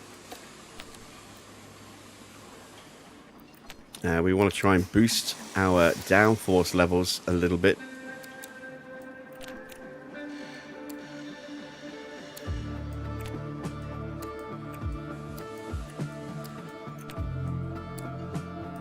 Let's go with that and then take the weight off. There we go. Not massive gains, but again, we're going intense to really try and maximize the XP gains so that when we make the next one, it'll hopefully be another step forward on top. There we go. And how long do I have before the ATR runs out? Not long. So we can't start another part. We have to keep that slot available for here so that we can go straight into getting a research as soon as that's unlocked. So no chance to start work on Mark III parts just yet, but we have now got half the car in Mark II, and we've just started the Mark II for the other half of the car, the underfloor, the front wing, and the suspension. 23 days until the suspension's ready, 28 days for the underfloor, 32 days for the front wing. And that is not bad at all. We still have a nice amount of cash as well. So I think we should go ahead and maybe put an upgrade on our team hub. There we go. That's 2.2 mil. Is there anything else that's a little risky? Memorabilia room will need a refurb soon. That's a 4.2 mil upgrade. That might be something we need to do in the future, but we're okay for now.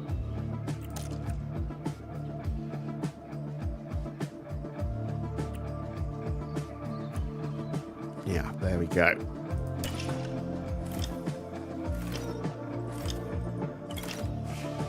So, next up is Jeddah. Let's take a look at the weather reports. Chance of rain. Chance of light rain at some point on the Sunday. So, that could make things interesting. That could make things very interesting. It is a sprint weekend. So, Friday, it'll be practice 1 and then sprint quali. And then we'll have the sprint and then main quali on the Saturday, the race on Sunday with the chance of a little bit of water sprinkling itself onto the track. I like to think of Jeddah as potentially a substitute for Malaysia.